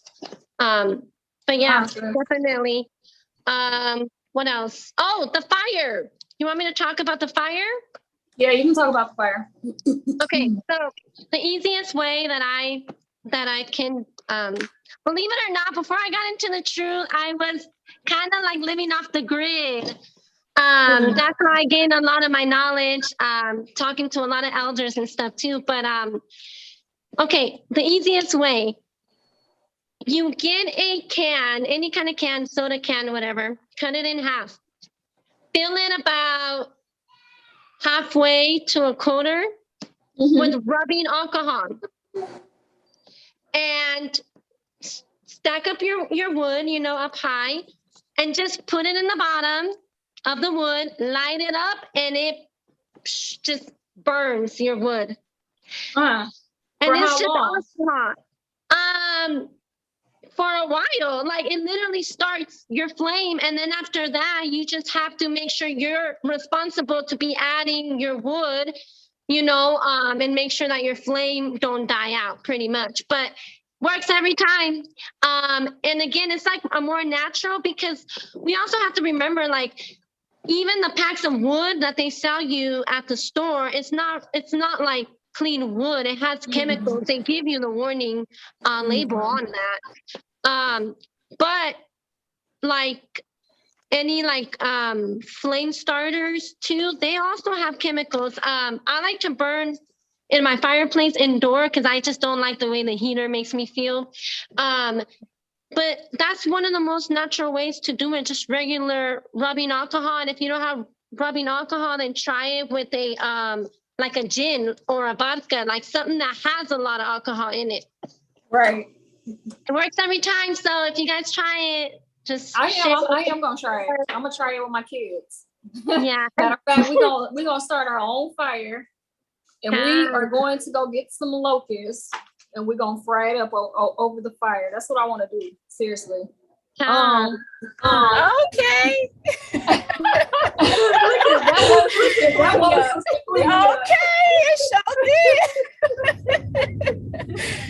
Oh man, that sounds fun. So shalom to everybody on the live tuning in. I hope all this information was edifying to everybody. I did see one sister asking about eczema, so I'm gonna real quickly just pull some information on it. I think I had that wrote down too. I just didn't I didn't bring it out. Let me find it real quick. But anything else any sisters want to add? Sister Queenie, I know y'all got some remedies from, you said you from Nigeria, right? Right, correct. I am. Fill us in, sis. I know, right? I have to throw that in the chat because I'm driving now. Okay. So I'll put it in the chat for you guys. All right, I'm a real quickly pull. It's lagging again for some reason. Okay, there it is. Just some the oils for eczema real quick.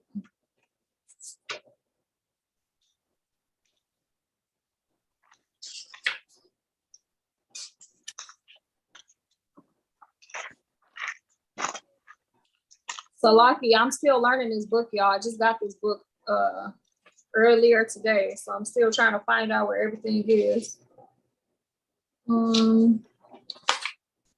What book is that, sis? Oh, it's Oh, okay. For natural remedies. Okay.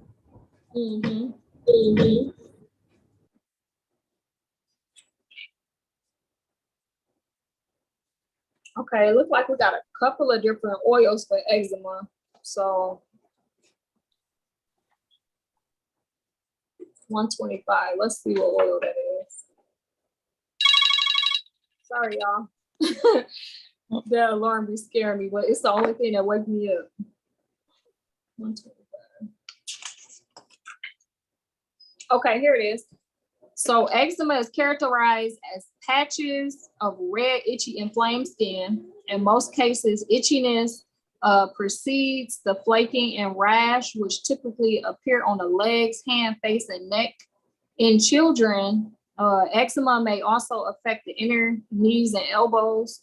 Seek medical treatment if conditions does not improve within a week. This is what it says. It says calming carrot seed.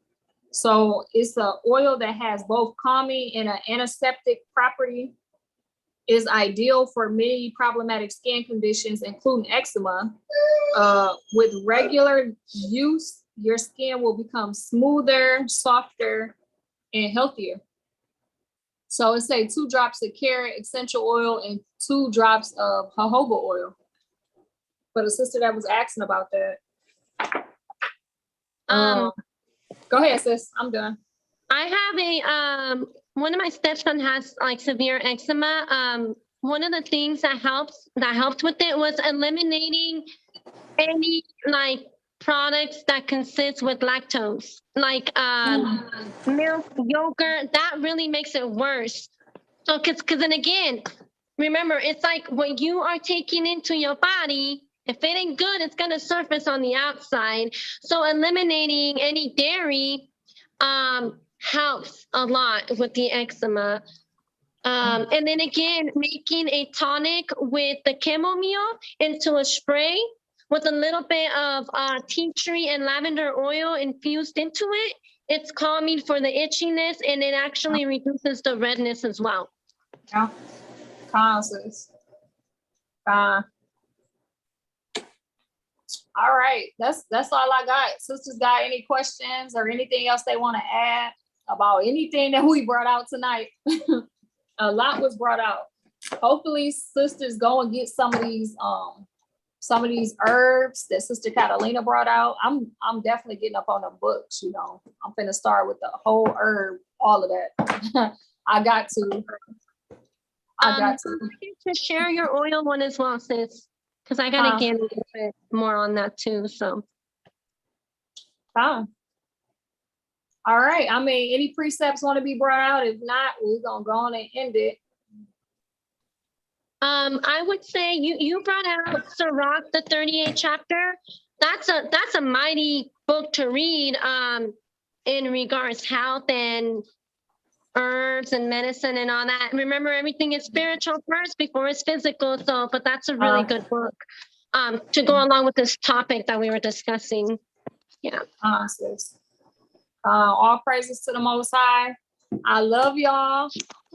Shalom to everybody on the live tuning in. I hope this helped everybody somewhere, something, somehow. I hope it somewhere, something, somehow. I hope it's lagging. Help y'all.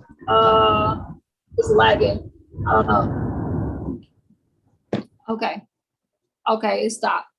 But other than that, until next week, sisters, thanks for break. Sister Catalina, I was like, she better come through. Where sis at? Because I didn't put nothing on the herbs at all. I love y'all. I'm so grateful to have found you. So I'm on it. I'm here with you. So the Water Sisters for sharing also your knowledge tonight as well.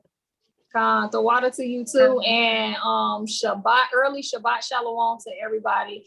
Everybody have a blessed Shabbat weekend and week. And I will talk to some of the sisters in the group tomorrow. So Shalom to everybody. Shalom, y'all.